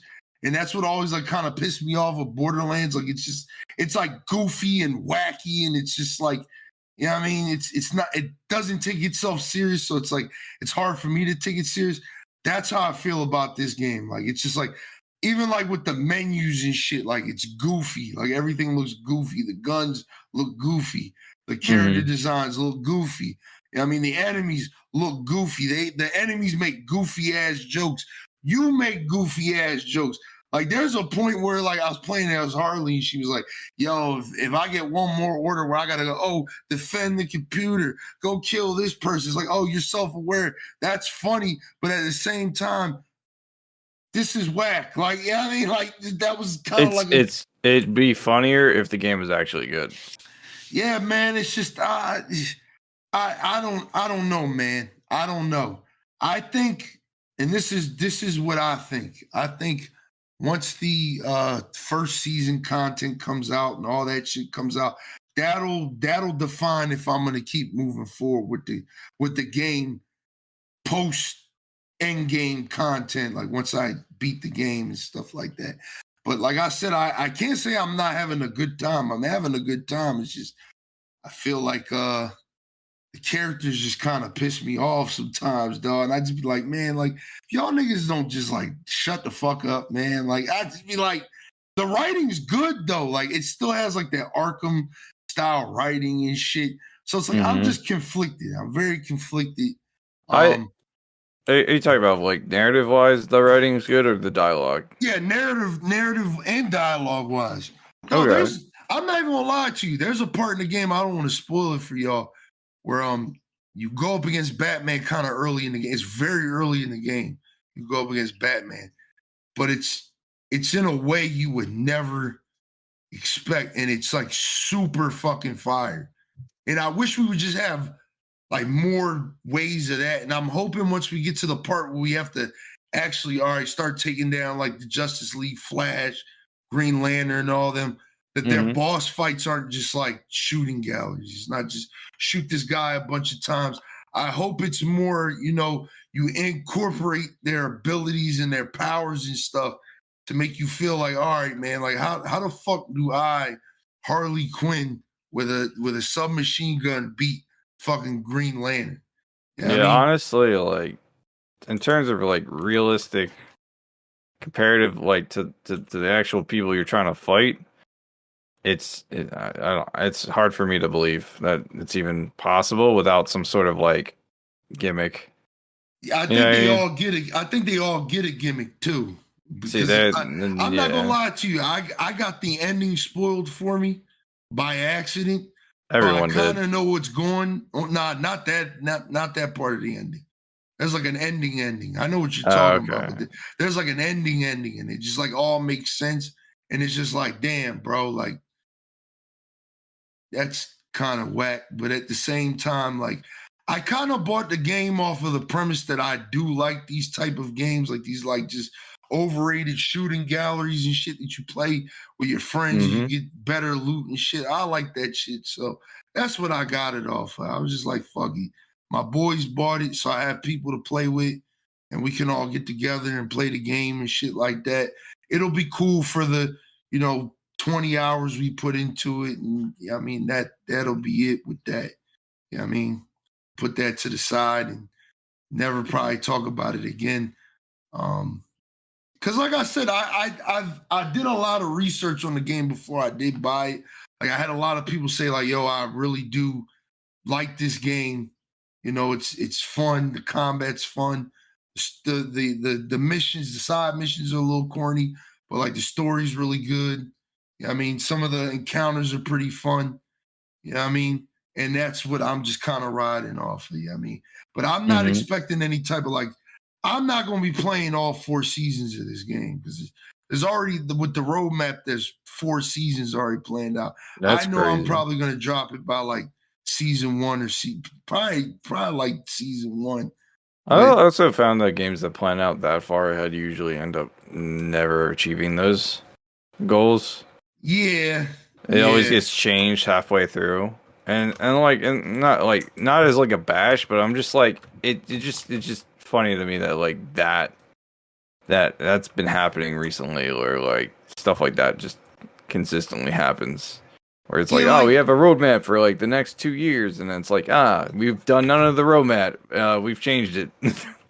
Yeah, I think WB was weird for this one. Like there could have been a banger here, and I think they just kind of scuffed it with maybe. I think it's not maybe, it is with greed.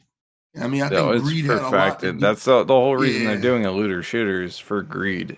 I think the greed done fucked everything up with this one. I will say that one thing I did want to say is like definitely get this game when it's like $20, $30. That's kind of like the range that I think you should buy it for. Like I had somebody basically like damn near buy it for me. So like I didn't care. You know what I mean, I had to spend like $30 of my own, $25 of my own money. So I didn't care. You know what I mean? Yeah. And when I really thought about it, I was like, all right, I mean, it ain't nothing for me to buy this shit. But I mean, it's one of those things like we said in the beginning of the podcast, we gave you our top 5, man. Sometimes you gotta, look at things from a different perspective with different peripherals. And I mean, this is one of those games I think, definitely look at it from a different perspective with different peripherals, but don't pay full price for it. Yeah, don't. It's just my opinion. There's too much heat right now. There's Helldivers. You got Palworld. And if you've never played any of the games from last year, get those before you get anything close. Considering fucking Suicide Squad, like gave y'all like 10 games, like real shit. 10 games, 10 good games, man. I mean, Resident Evil 4 goes on sale like all the time now. It's like $30 for the complete edition thing. I mean, worth every dime, dog. Every dime, every penny. You know what I mean? Everything. It's good. Baldur's Gate 3, great game, man. Just you gotta get past some things, but it's a good game, man. Same thing with Starfield. You have Game Pass, you have no reason not to play. It's not hurting you at all. You know what I mean? Core 6. You know what I mean? If you like that type of thing, you know what I mean? That's your way. Remnant 2 does what I think Suicide Squad wants to do, but does it 10 times better, and it's not a live service game. Yeah. It's like not a live service game at all. Like, yeah. Oh, there's like 2 DLCs for the game, and that's like story DLCs, and that's it. There's no shop. There's no buy these coins, remnant coins. You know what I mean? There's nothing. You know what I mean? There's none of that. You know what I mean? Remnant 2 is like really good, man. It's like really, really good. I mean, shout out my boy Black. That's like his game of the year, man. Like he loves that fucking game.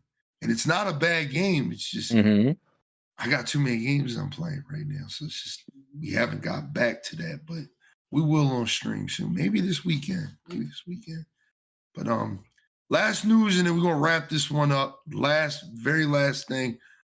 We got 2 things. One is just a quick rumor for you.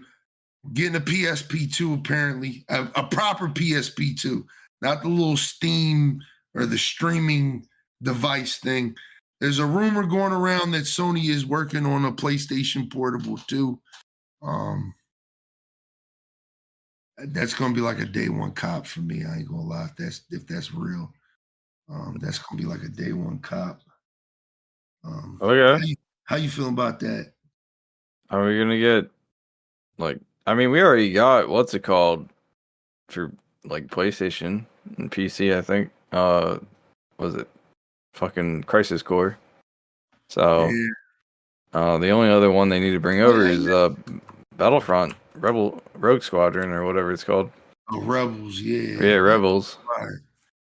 Yeah. Other than that, I'm just like, there's not many PSP games. I'm just like, I look at the PSP.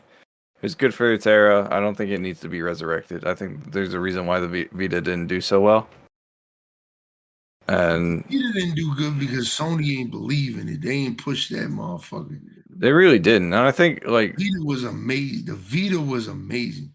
I would say sometimes if the Vita had more games on it that really took advantage of the hardware, Mm-hmm. I think the Vita would have been better than the PSP. The only reason why I don't say that is because the PSP literally had so many different fucking games, dog.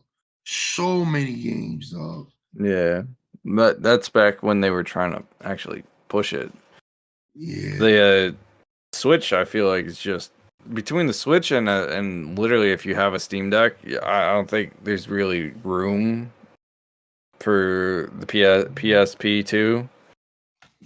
Xbox, Microsoft was working on their own little peripheral. They too. were for a while, but I think they stopped. I think they're getting out of the hardware game.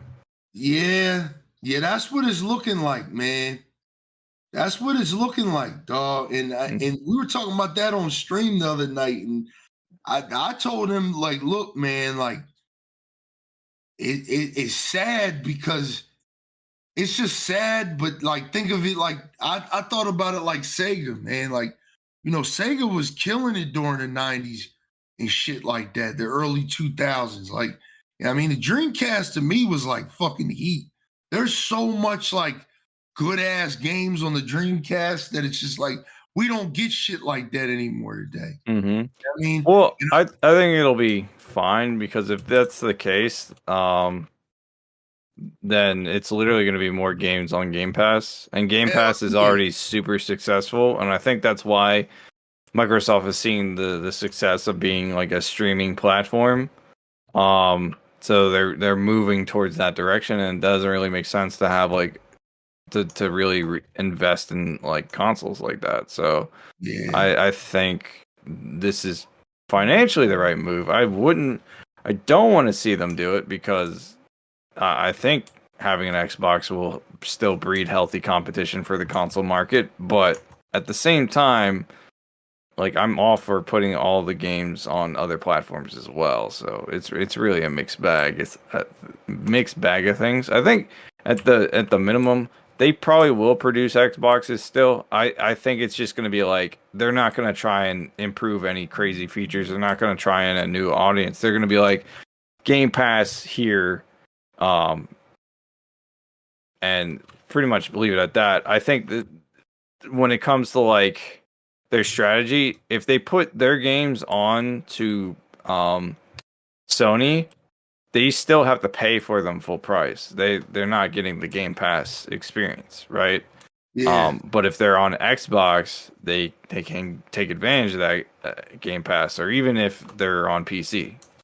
So I think it's questioning whether or not they're going to be able to put Game Pass directly on PlayStation's platform, or if they're going to just make people just pay full price for their exclusives. I think it's going to be the latter. I think they're going to tell them, they're going to make it full. Starfield, you got to pay $70 for it. I mean, I don't think they'll ever put Game Pass on the PlayStation. I don't even think PlayStation will allow that shit. I think they can, though. That's the thing, because PlayStation allows for like Netflix and other like streaming services on their platform. So I don't think it's like, can they allow it? It's if they can. That's what I'm saying. I don't think they will, though. I don't think they will allow. Well, it's really up to the same people that were trying to stop the merger to decide, because if Xbox disputes that, it could be like a whole legal argument. Legal thing, yeah. I don't know if they can, like, officially, but like, it'd be interesting to see how that plays out. It's crazy, man. We're just entering a new age of the fucking gaming. The age that we weren't ready for, that Microsoft jumped the gun on. Digital. The same thing we said on the last podcast. You got to get ready to not own your games anymore. You got to get ready for it. I mean, you never truly did. It's just especially on PC, man.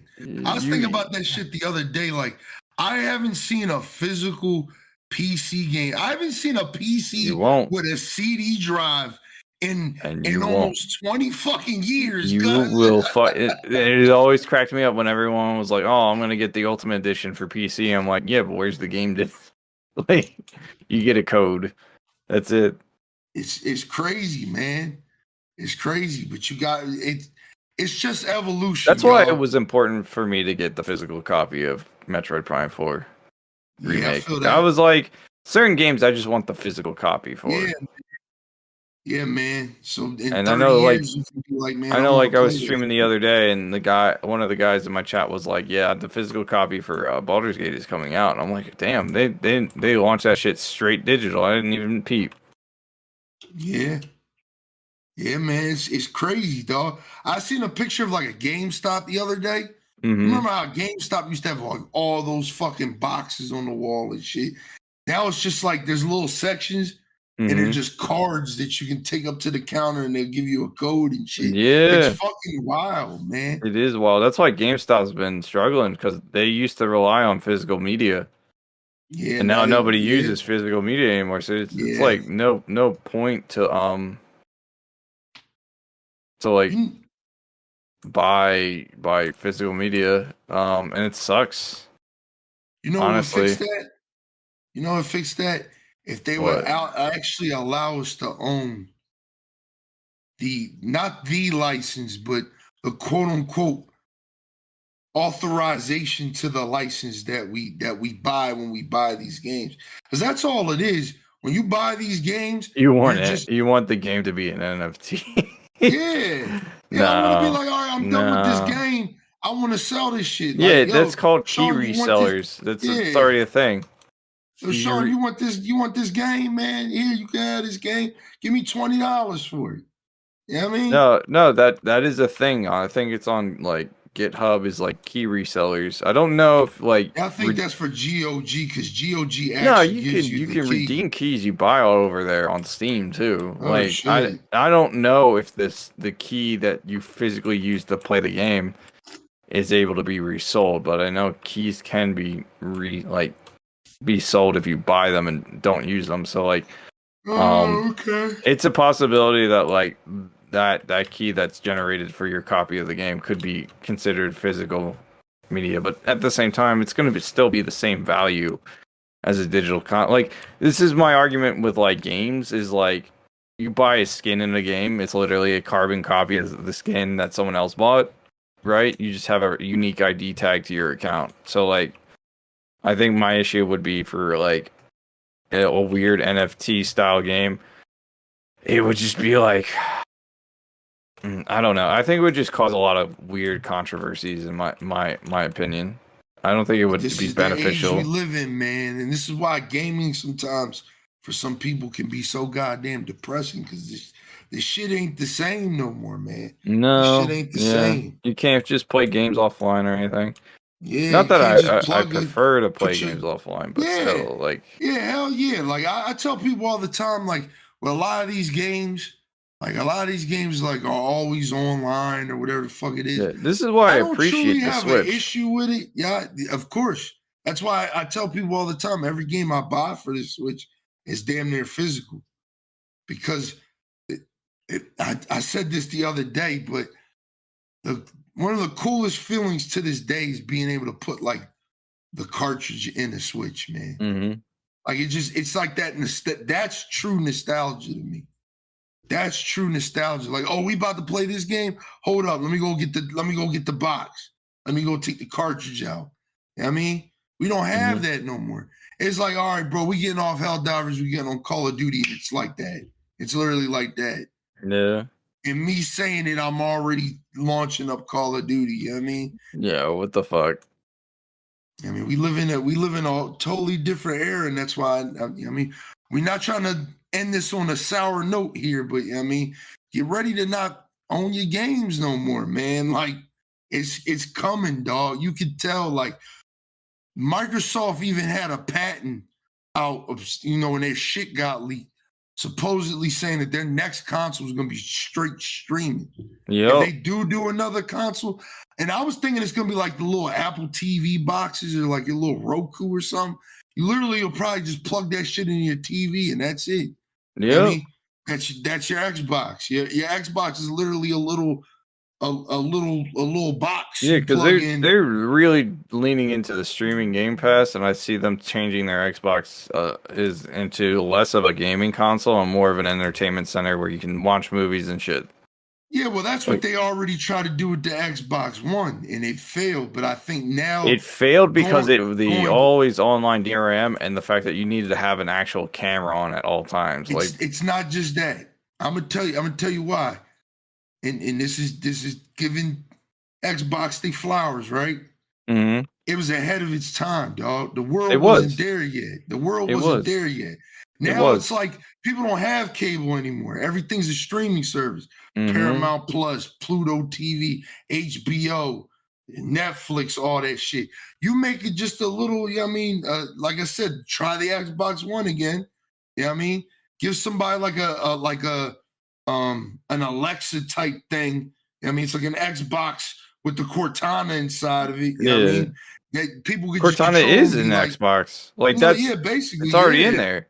No, it's yeah, already in there. yeah, I know. But I'm just saying, like, make that AI maybe a little bit more responsive, a little bit stronger, where a motherfucker could just be like, they could be in their car and just be like, yo, like, turn on my Xbox and start up HBO. So the minute you get in the house, that shit's already started up. You want like a whole home Alexa thing. Okay, But yeah. I think that's where we're headed to, because that's the same thing they wanted with the Xbox One when it needed Connect and all that shit. Like you could literally turn your shit on by just saying Xbox on, Xbox off. You know what I mean? That shit was hilarious when they didn't fix it. So like people who were playing with their TV speakers on, you would just shout in the voice chat Xbox off, and they would just shut off. Yeah, turn their shit off. That was great. I love that. Yeah, and it's just I said this like maybe a couple weeks ago. Like we've lived long enough to see the true villain, and we thought like Sony was the good guy with the PS4.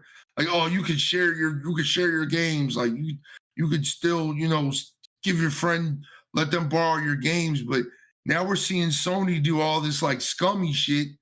And then, like I said, I mean, we're gonna talk about it. Sony's literally been making the same game for like 7 fucking years. You know what I mean? They've been making the same game for I don't know how long, and they've been getting away with it.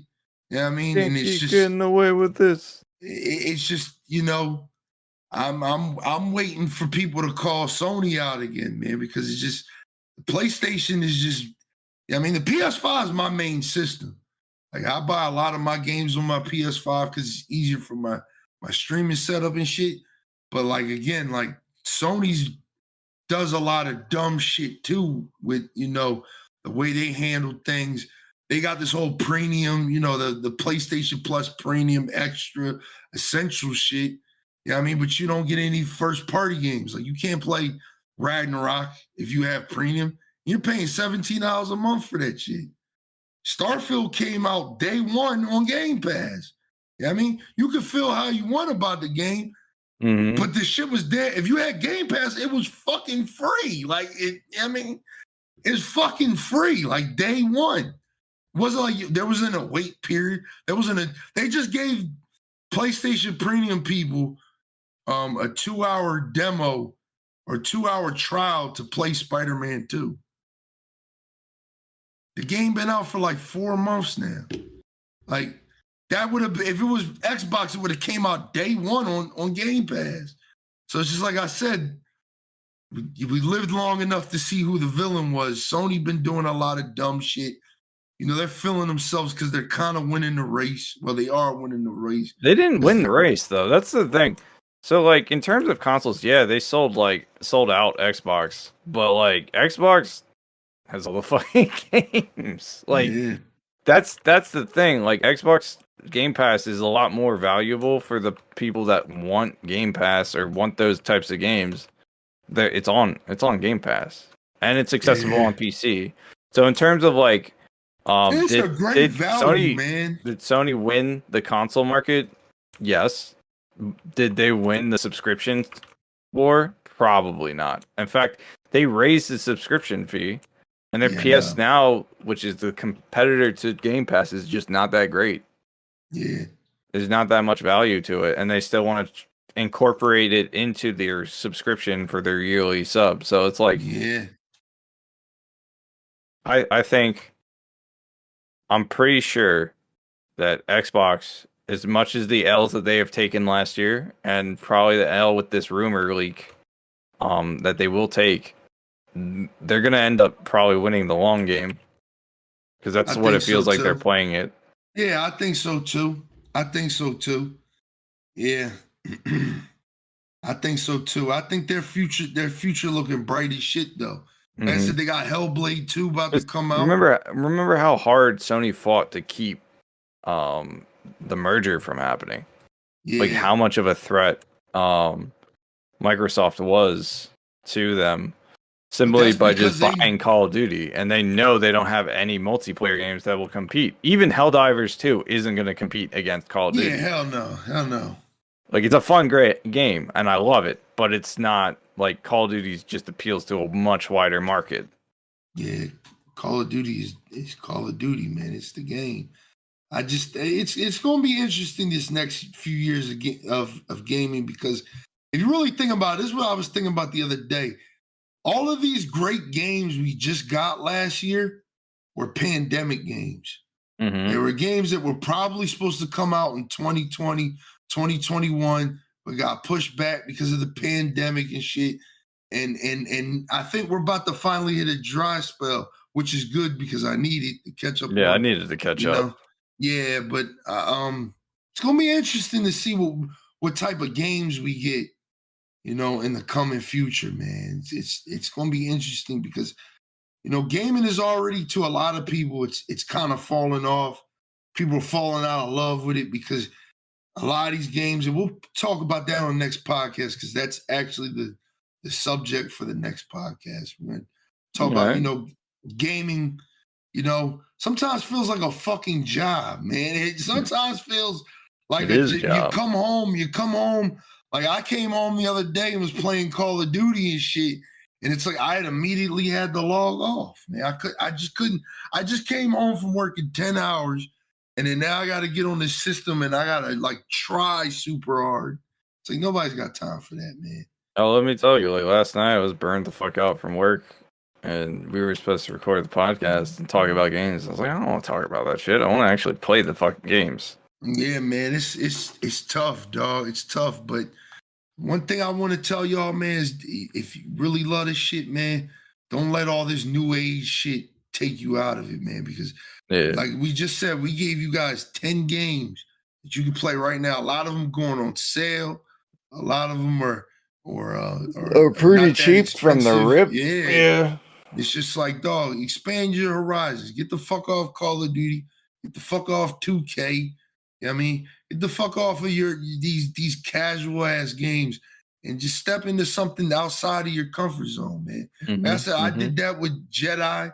I did that with Baldur's Gate 3. Mm-hmm. I did that with Diablo. You know what I mean?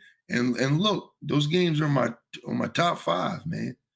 So that should let you know right there, man. When you step out of your comfort zone, you get to really understand what you do like and do this, dislike and stuff like that.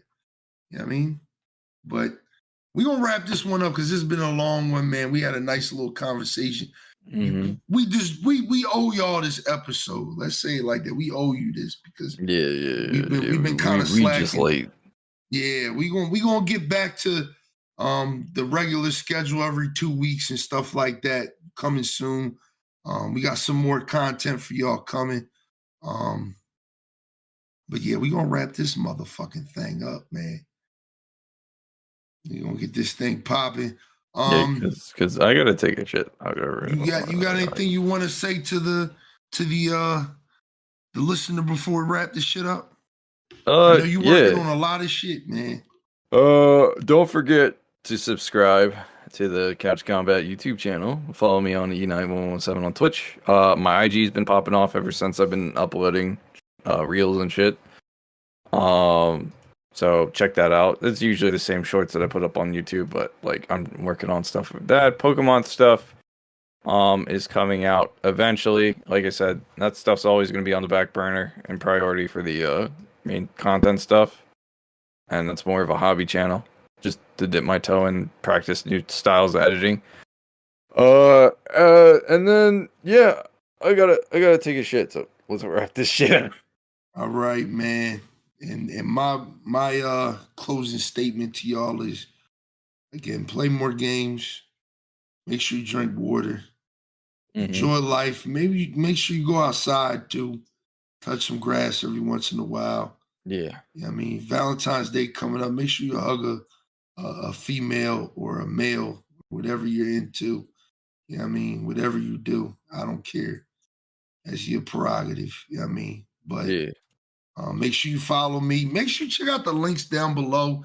Check out my guy, Black Guy Games. We put his link in every fucking episode down below. Good news source for you guys. It actually puts you on some other streamers and content creators and stuff like that as well. Make sure you check out our personal links. Check me out at Twitch. I told y'all earlier, Dead Space is back on YouTube. I'm going to finish that game. I'm going to have all that put up on YouTube. The whole Spider-Man playthrough so far, every piece that I've done so far is up on YouTube. All of Jedi Survivor is up on YouTube. I'm trying to get that content out there, man. So you're going to start seeing me. Like I told you, 2024, I'm everywhere with it. You know what I mean? So make sure you check me out. Make sure you check out my boy Eknight, man. He got the card channel. He got the, Couch Combat. His IG really been popping off. I've been seeing the numbers. He be going crazy over there. Yeah, that one post I posted is still getting likes and it's just not stopping. It's kind of insane. That's to me. Good shit, man. Good shit. It went viral. I don't know why. It was a dumb meme video. Hey, man, it's good shit, man. Yeah, y'all. We will see you guys on the next episode of the BLAZEDxENFERNO Gaming. Yeah. I'm just shocked off what he said. He said some crazy shit. My brain just I didn't have the script in front of me, so I was like, BLAZEDxENFERNO Infernal Gaming Podcast. I mean, we'll see you on the next one, y'all. Peace out. See you.